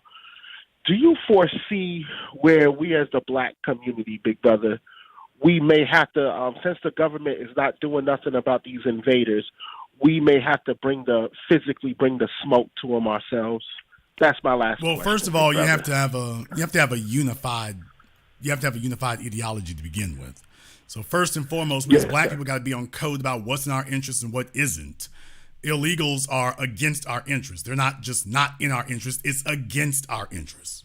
And we need to make that very, very clear across the board that the black agenda is, we see what you all are doing with the buffer classes. So first and foremost, you got to get everybody on the same page, because then you go to a place like New York, where you got a bunch of New York, Florida, Texas, California, where you got a bunch of fellas out there who are willing to literally sell their souls and risk their lives to get killed for the opportunity of some interracial sexual access. So they can go take some selfies on Instagram or on Facebook. So we got some folks out there who need to get put on code on our side first before we discuss anybody else. Thank you very much for giving us a call tonight. Let me get caller area code 860. You're on live with the Black Channel. What's your name? Where you calling from? Hey, Big Brother Jason, it's me, Ro, from Connecticut. The Engaging Black Negro. You told me to call in based off of one of my comments. So I'm here. Well, what are you waiting for? Well, my comment. I posted up two links in the YouTube of link or chat thing.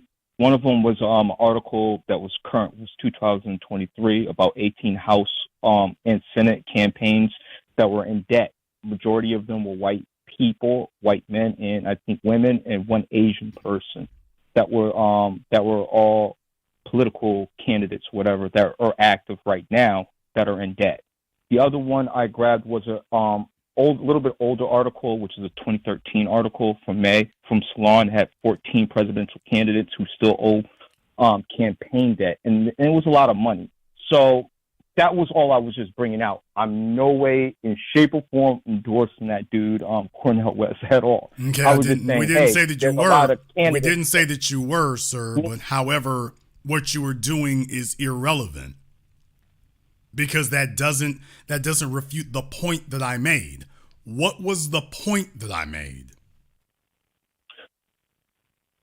That he was not a good candidate due to the fact that he mishandles money. Okay, sir, that is okay.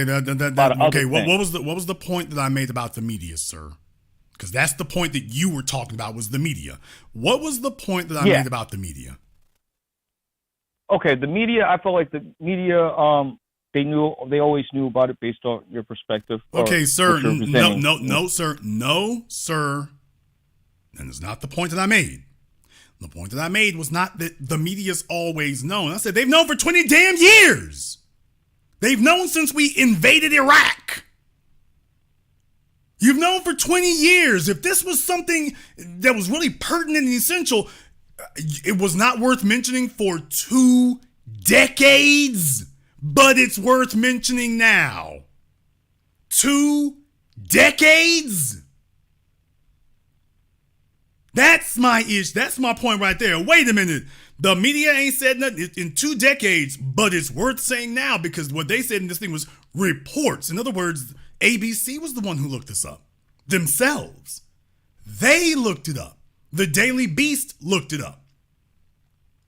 2 decades. We're not just talking about somebody who ran a campaign 4 or 6 or 7 years ago. That's not what's happened. Not at all. Not at all. 2 decades now. I don't think that's the point you were trying to make.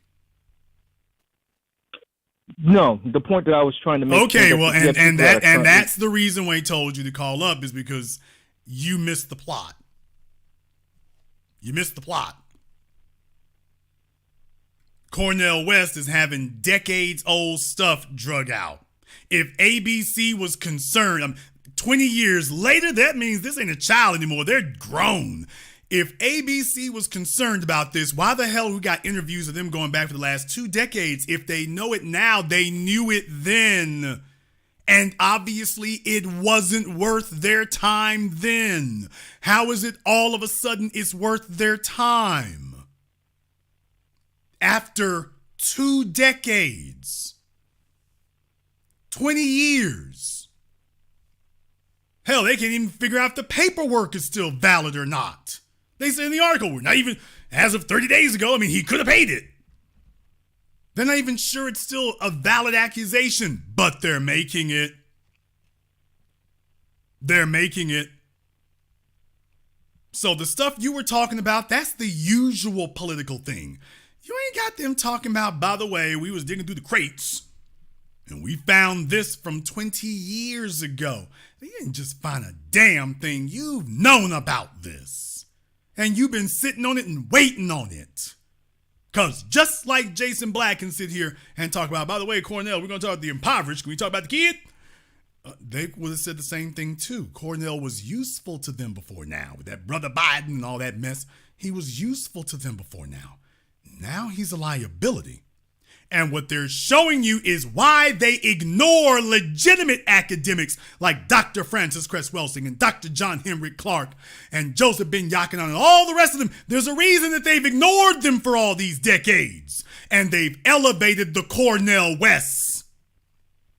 Because this was waiting in the wings. They got all this stuff on them dudes. The Michael Eric Dysons and the Mark Lamont Hills. I've said this for years and years. Now, there's a reason why the black so-called academics we got, the media boosts them and signal boosts them and promotes them and holds them up so much. There's a reason for that. It's the same reason every time. because they are a known quantity. This is not about a couple of campaign finance dollars. Cornel West stuff is not campaign finance dollars. We're talking about he just don't pay taxes.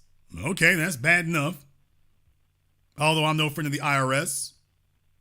I pay mine. Actually, I pay more than I'm supposed to, but that's a different matter. Just make sure they can't catch me on that. I pay more than I'm supposed to. Cornel West got child support for decades. What the hell you talking about? He's got enough child support to buy a brand new Lexus. And the media's didn't know about this? Of course they've known. Of course they did. No, sir. This is not akin to the usual politicians didn't do this or whatever you're referring to. This is not akin to that. This is not the same thing as that. For that to be the same thing, you'd have to show me that that's the same thing that's going on. That somehow he was hiding it or whatever. It hasn't been hidden. It was out there. It's been out there. The Daily Beast was like, oh, by the way, they didn't just pull this out of nowhere. They've been known. They've been known this. Been known. That's the point I'm making. This didn't just show up one day. They've been known that.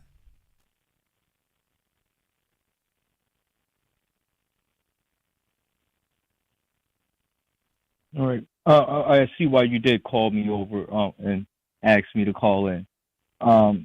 Thank you for your time. I was just highlighting a point that, hey, these guys are using their money and we're not getting it.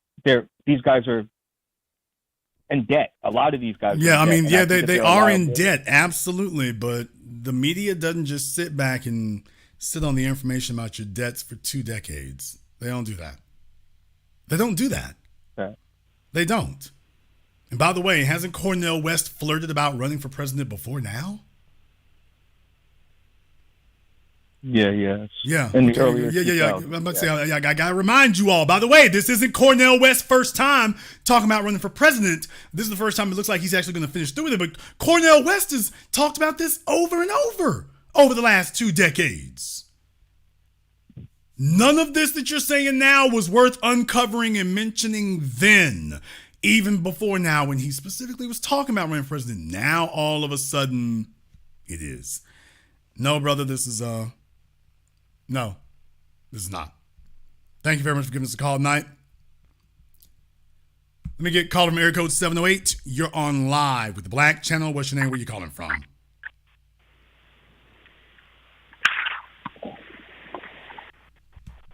Okay, caller from 708 is being mugged. If anybody sees someone in the 708 area code with a B1 t-shirt on who looks like he's being accosted, please stop and help our brother out. Caller from area code 559, you're on live with the Black Channel. What's your name? Where you calling from? My name's Martin, calling from Oakland. Okay. And what's on your mind, brother? Keep it real quick. This is a great broadcast. What happened to the young girl I looked on Daily Beast? Her name's Maria. Completely sad. I had a realization, Jason, that the migrants that come over here, they do commit a lot of crime, of course, and they actually can leave whenever they want. And it's something that's not really spoken about. They could literally jack up our economy, take out tons of loans and credit, create crime, and when they're ready to go, they could literally say, you know what? I want to go to Canada instead. And we're stuck with the ramifications of what they created. That's all that I wanted to say. I'll land my plane. Great broadcast. Thank you very much for giving us a call here tonight. You all got to understand, Joe Biden is still prosecuting a race war against black people. Still prosecuting a race war against black people. That's what he sees. In his mind, this is a cruel joke. This is a cruel ha-ha moment.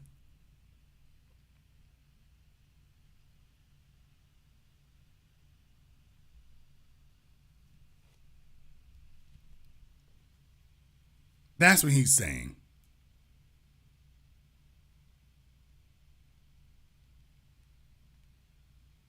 This is the way that they work here. They're playing a vicious game.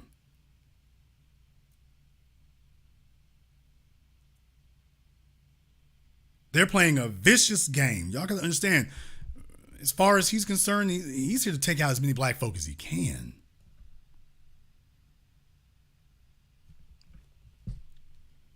He's here to take out as many black folk as he can. Joe Biden is not playing around about this. I want y'all to understand how serious he is about that. That's a deadly serious individual. That's a deadly serious individual. That's not a joke. As far as he's concerned, oh, these are the buffer classes here. It's a joke to him. He. We'll bring over more. Hey. You want more minorities in America? The browning of America? I'll show you the browning of America.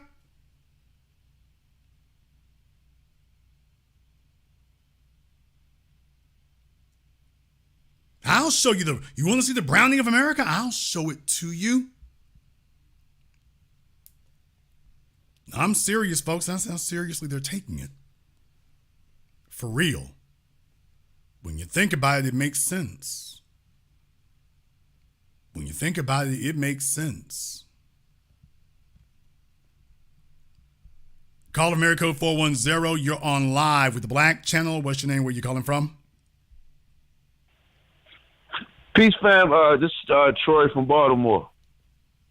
All right, Troy from Baltimore. What's on your mind? Yeah, I basically just wanted to give you a shout out, Jason Black. I appreciate everything you do for the new black media, you, Tariq, Professor Truth. My thought was about Cornel West. I think we all knew he had a white girl for a while. What do you think as far as politically? Because I'll be quite honest, a lot of black men that I talk to, they like Trump. So should we not vote? Obviously, we not voting. A lot of us not voting. But if we was to vote, do you think Trump is going to be a good candidate? That's what I wanted. That's kind of all. That's all I wanted to ask you, fam.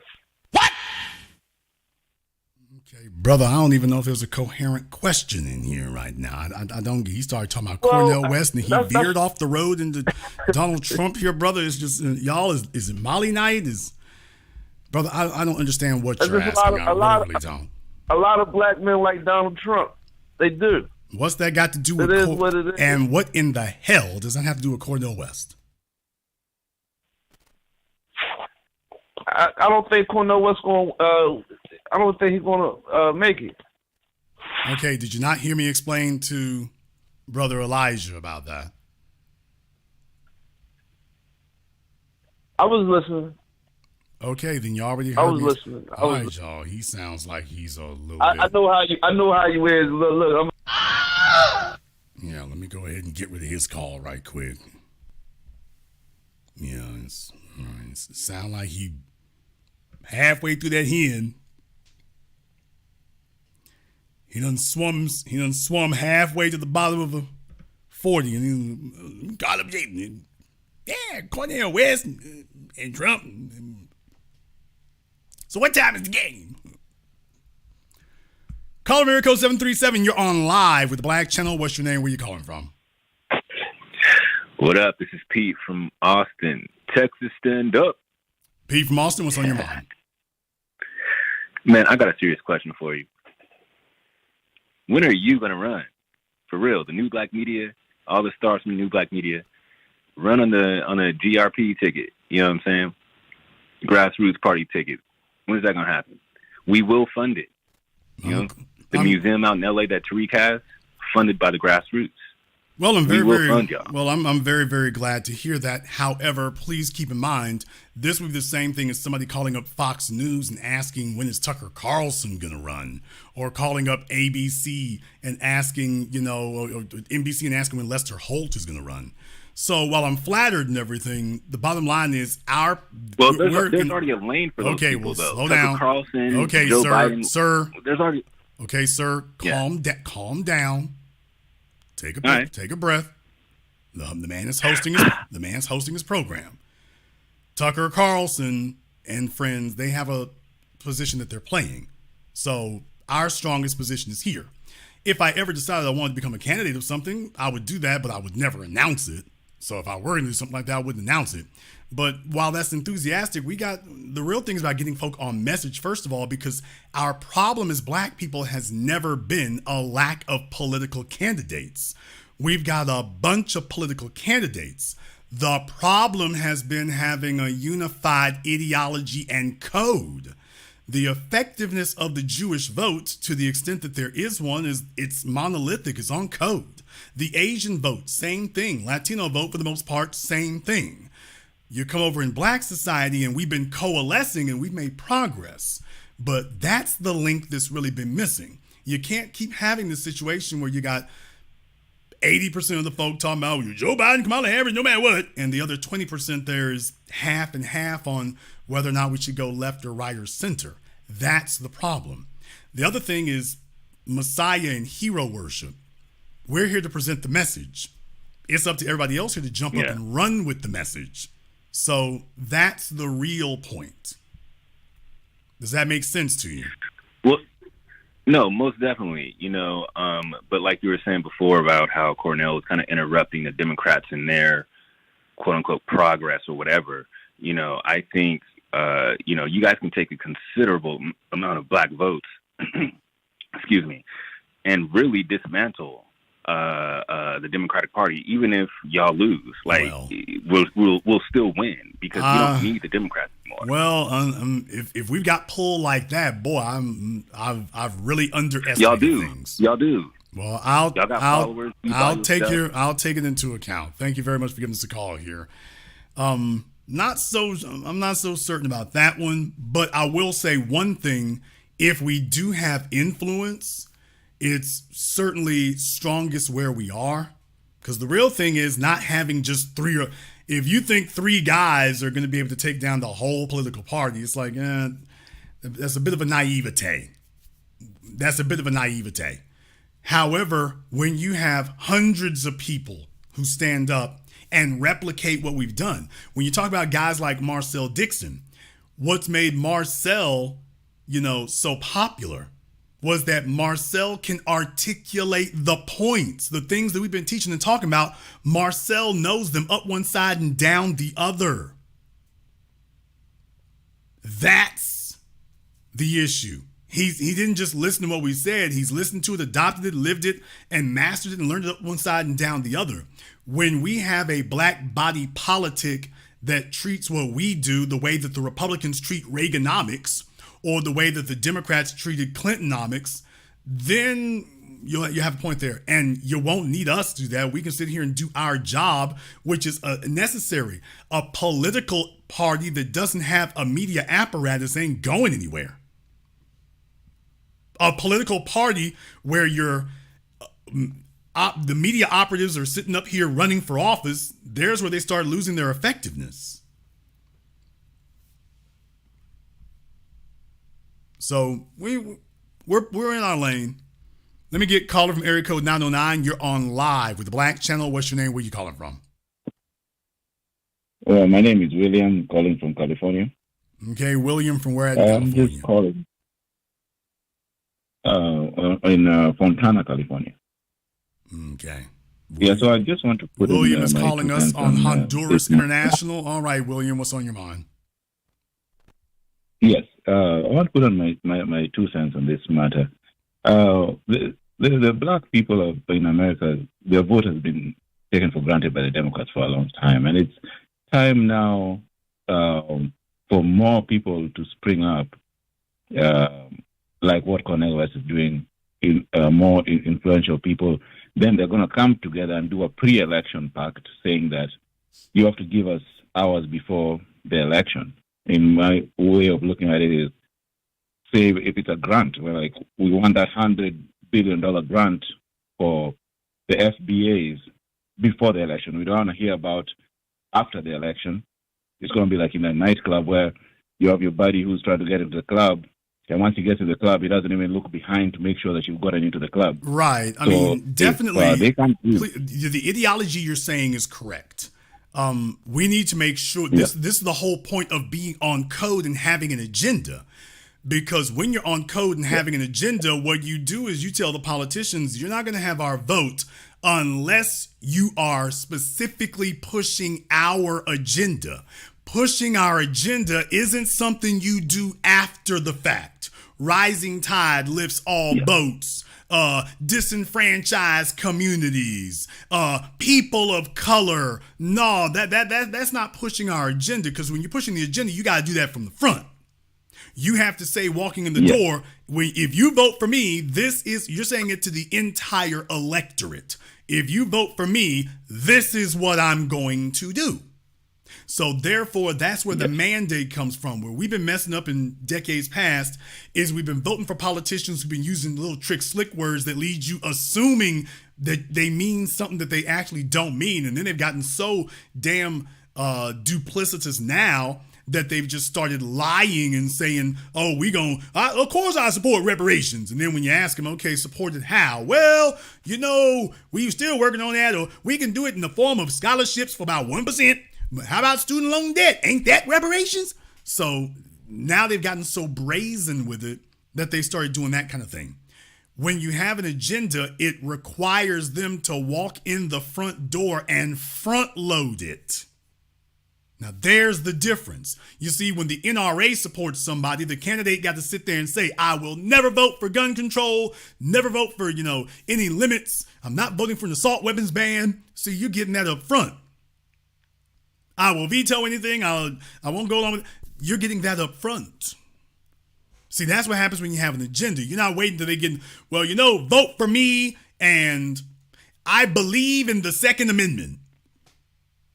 No. You need to tell us what we're going to get. We need to have protections.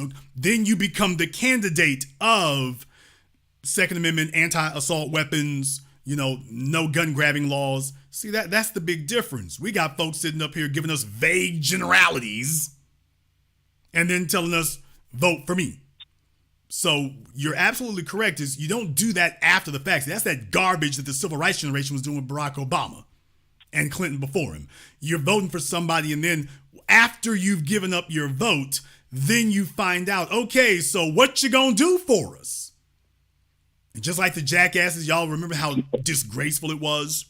They were talking, Barack Obama, he gonna do things for black folks here. You can't be pushing him before he gets elected. The man gotta get in office before he can do something. See, y'all ain't like they're all political scholars. Remember all the dumbass backyard Oscar the Grouch political scholars back in 2007? Y'all being too tough on him. You need to wait till the man get in office. He got to get in office first before he can do something for us. Let him get in office. He gonna do something for us. Then he really gonna do something. He got in office in 2008, proceeds to do nothing.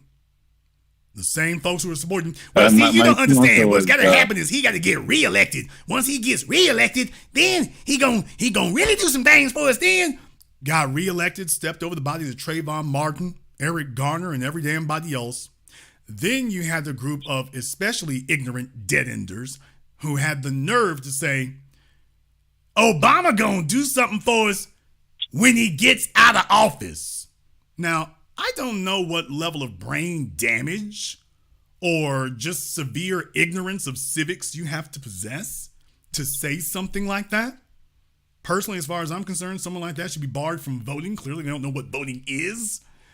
They certainly don't know what the presidency is. But remember the folks, y'all remember the people out there who were saying Obama's going to do big things for us after he leaves office. The only thing he's done after leaving office was get a Netflix deal for him and his wife and pension white men on the rear end. But he hasn't done anything at all. So you can't wait until after they've gotten your vote to secure an agenda. Remember what the Democrats said from the very beginning with the WikiLeaks thing. If black folk run up to you about Black Lives Matter and whatnot, hold their hands, listen intently, tell them that you sympathize with them, but do not make any specific promises. Not a one. That tells you what the game is and what the goal is.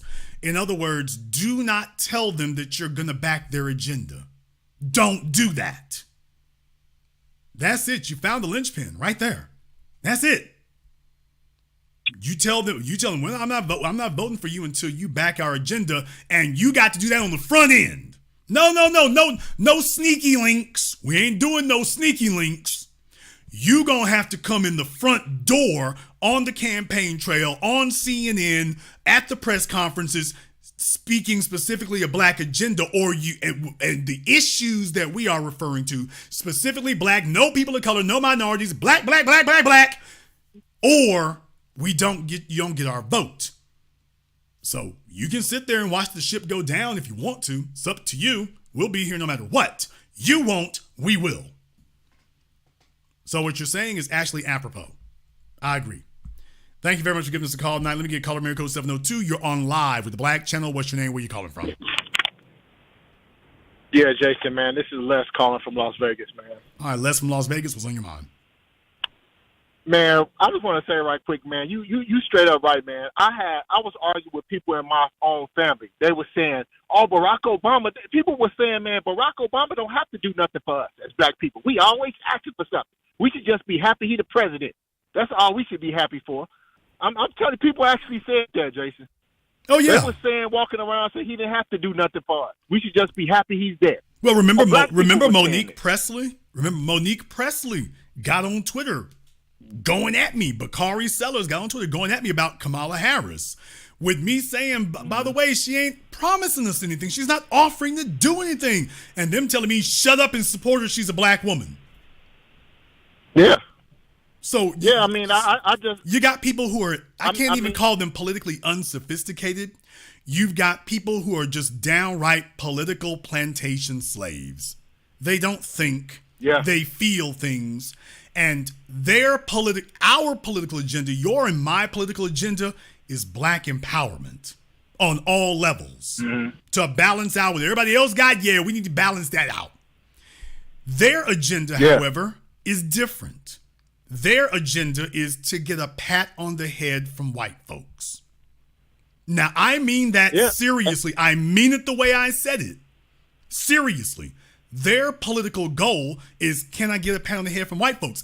I'm old enough to remember when black folk went out of their minds. You would have swore it was Michael Jackson when Thriller was released, when Bill Clinton was on Arsenio playing the damn saxophone. Black folks went crazy. For those of you who are not old enough to remember, they went nuts when they saw Bill Clinton do that on Arsenio. They went nuts. Meanwhile, our elder warrior scholars were like, what's wrong with these niggas? This is not a political agenda. People, politics is not a talent show. And black folk have been treating it like a damn talent show and a popularity contest. And as Dr. Claude Anderson taught us, that is not what politics is for. Politics is supposed to be quid pro quo, this for that. You give them something for something else. And the folk you talking about, that's the absolute refutation of politics. Politics is not about cheerleading and being part of a gang and treating a political candidate like it's a football team. Because here's the thing. In sports, in professional sports, you are conditioned to support the sports team whether the team actually produces results or not. Shout out to my Detroit Lions fans. Shout out to my Cincinnati Bengals fans. On certain years, shout out to my New Orleans Saints fans. We can go down the list. So you just show, it becomes an exercise. Well, I like football, so it becomes an exercise for me to go ahead and get out there and talk to people. It becomes an exercise. So you start treating it like a fan, and you start treating it like a hobby. That's the problem. Now, this is what I talked about over a decade ago, the gamification of politics. I coined that phrase, well, I created that phrase, not coined it, over a decade ago. The gamification of politics, because they turn politics into like a football game. You show up for the Democrats, notice I didn't say whether they win or lose, because the Democrats will win an election and then we lose because we didn't get any results. They won the election and we got no results. So whether or not the Democrats produce results or don't, your job is to show up and cheer anyway, every election. And there's where the problem is. When you have an agenda, you don't show up and cheer for people for popularity. You show up and cheer because we all winning. That's the way that's supposed to work. Because I show up and cheer because I've gotten results. If I'm going to get the same results voting that I'm going to get not voting, then what the hell am I doing taking a couple of hours out of my day? Oh, yeah. I'll let you have the last word. Yeah, brother. I mean, you know, Brother Malcolm X died almost 60 years ago. I bet if he could come back to life today, he'd be like, man, y'all still in the same position y'all was in when I died? Y'all didn't listen to nothing I told y'all to say, did you? I mean, shaking my head, man. I mean. Malcolm said it alive. I mean, I don't know what it's going to take, man. Malcolm said it alive, remember? Folks, I want y'all to understand what we're saying here today. The prophets have all said that. Brother Farrakhan, John Henry Clark. We can go down the list. The prophets have always said this. Malcolm X, Marcus Garvey, rise up, ye mighty people. I mean, we've been hearing this now for over a century. It's not new. Harriet Tubman, I could have freed many more slaves if I could have convinced them they were slaves. Here we are talking about the literal political plantation, and they're literally telling you Massa ain't got to give us nothing. Literally telling you that. So the bad news is they say that, but the good news is they're wearing their colors openly because we're asking the right questions. And that's how you deconstruct that kind of thing. By getting folk to say openly something so preposterous. It makes sense to them, but you can't really defend it. And slowly but surely, it starts to become more and more ridiculous, and fewer people sign on, and that's when it collapses. Thank you very much for giving us a call. Irrational arguments and statements don't do very well. Not at all. Let me get caller from area code 270. You're on live with the Black Channel. Turn off your speakers. Hello. Folks, I can't do it tonight. I just can't. Okay, call us back when you come out the old folks' home. Caller from area code 786. You're on live with the Black Channel. What's your name? Where you calling from? Call us back when you come out the old folks' home. Caller from area code 786. You're on live with the Black Channel. What's your name? Where you calling from? Call us back when you come out the old folks' home. Caller from area code 786. You're on live with the Black Channel. What's your name? Where you call us back when you come out the old folks' home.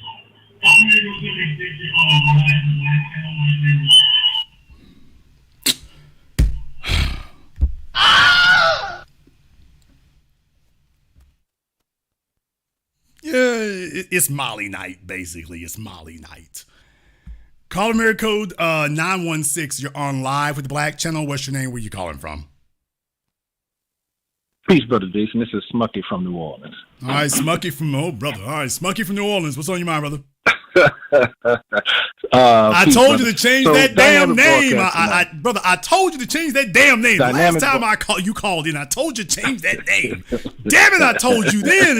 He's like, I'm sticking with it, Jason. Nobody'll know me if I call myself something different, brother. If we start today, we can get this fixed. If we start now, all right, brother. What's on your mind? All right, brother. Dynamic broadcast tonight. I want to talk about Cornel West. So Cornel worked at two of the most so-called prestigious Ivy League universities in this country. He taught at Harvard University, where he taught public philosophy, and then he became an emeritus at Princeton, where he was making close to $100,000 a year. So he had the money to pay his taxes and his child support. He knew exactly what he was doing. So what the media is doing is basically saying, look, everyone, look at Cornel West. Let's put him in the middle of the Coliseum, and then everyone point and laugh at him. This type of media attention is basically saying before the whole country, before you put any foundation of Black American in office, look at what you have representing you, a criminal, an educated criminal who is trying to beat the American government and not even support his own children. But we as Foundation of Black Americans have to change that narrative by running for office, anywhere, and staying on code. Well, I mean, but here's the right. Here's what the right will say, though. What the right is going to say is that Cornel West is one of these people who wants to levy taxes on people and tax the rich and whatnot. And meanwhile, he's not paying his own taxes. He'll tell you the tax. We're not charging rich people enough. And meanwhile, he can't even pay his own taxes. But let me go ahead and remind you all how the game is played here. They waited decades to come for Bill Cosby. Yes. Do you all remember they waited decades to come for Bill Cosby? America's Dad, remember that on TV Guide and everything?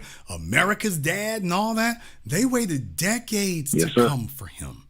Decades. We all know how Hollywood works. If you getting sued in Hollywood, damn it, everybody knows.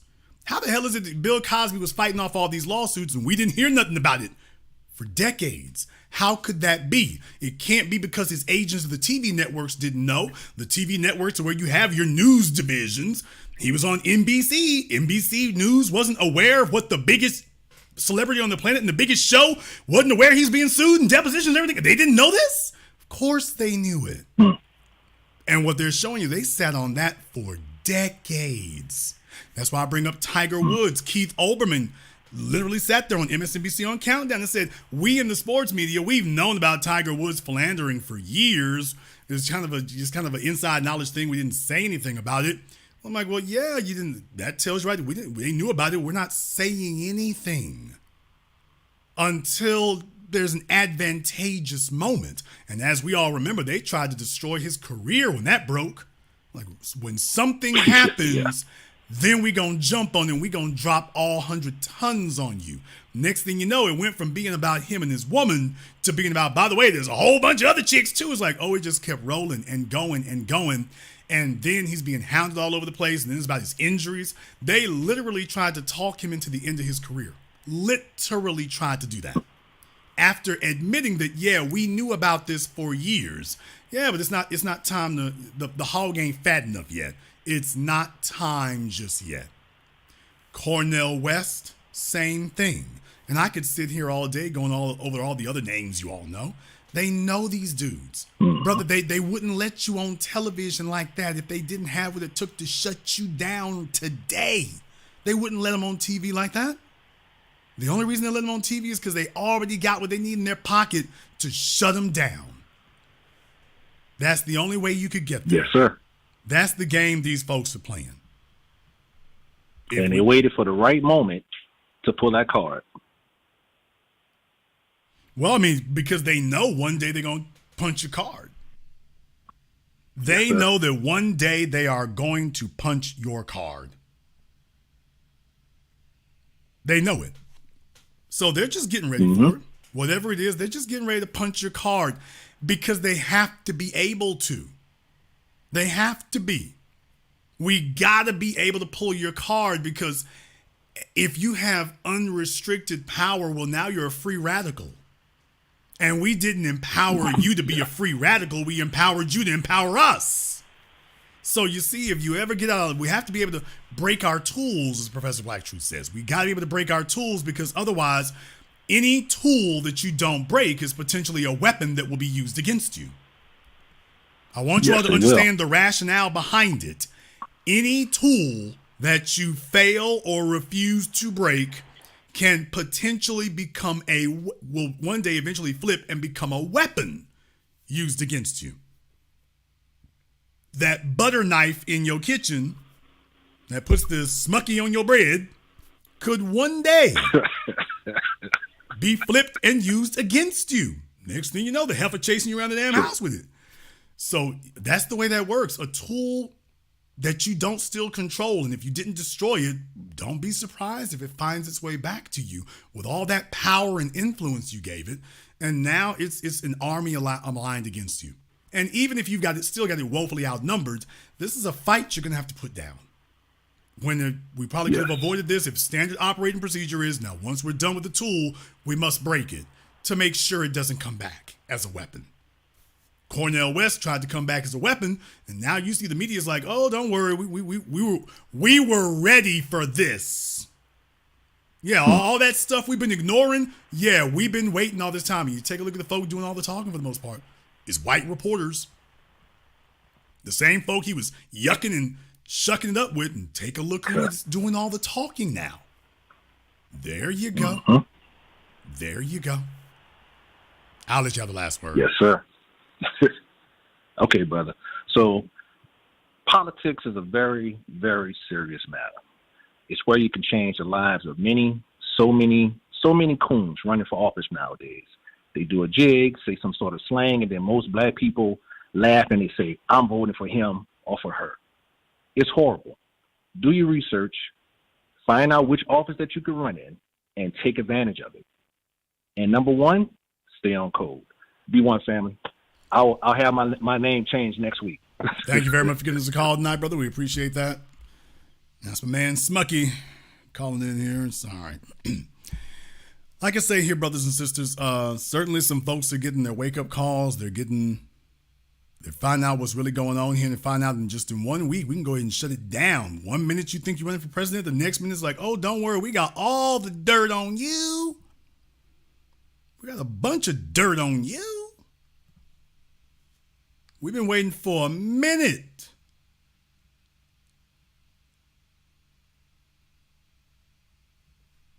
We've been waiting for a minute. We got a whole Rolodex on you. They didn't just name one thing, folks. They named a few things there.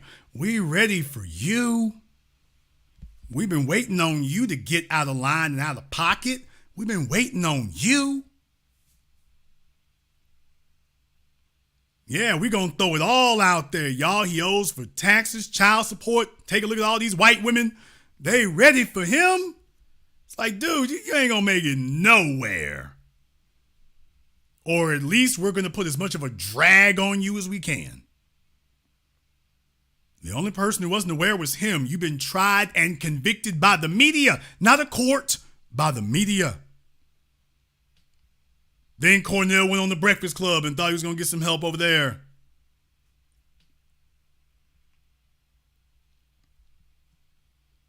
Maybe you can go over there and go try Mushmouth and Square Jaw over there at A-Dunce.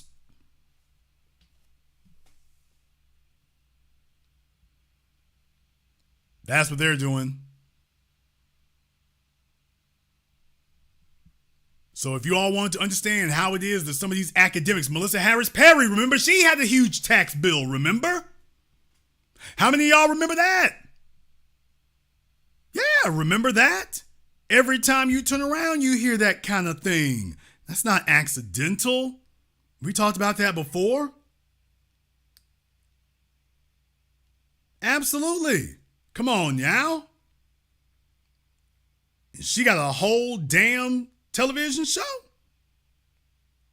That woman owed $70,000 in taxes. Remember? $70,000 in delinquent taxes. $70,000.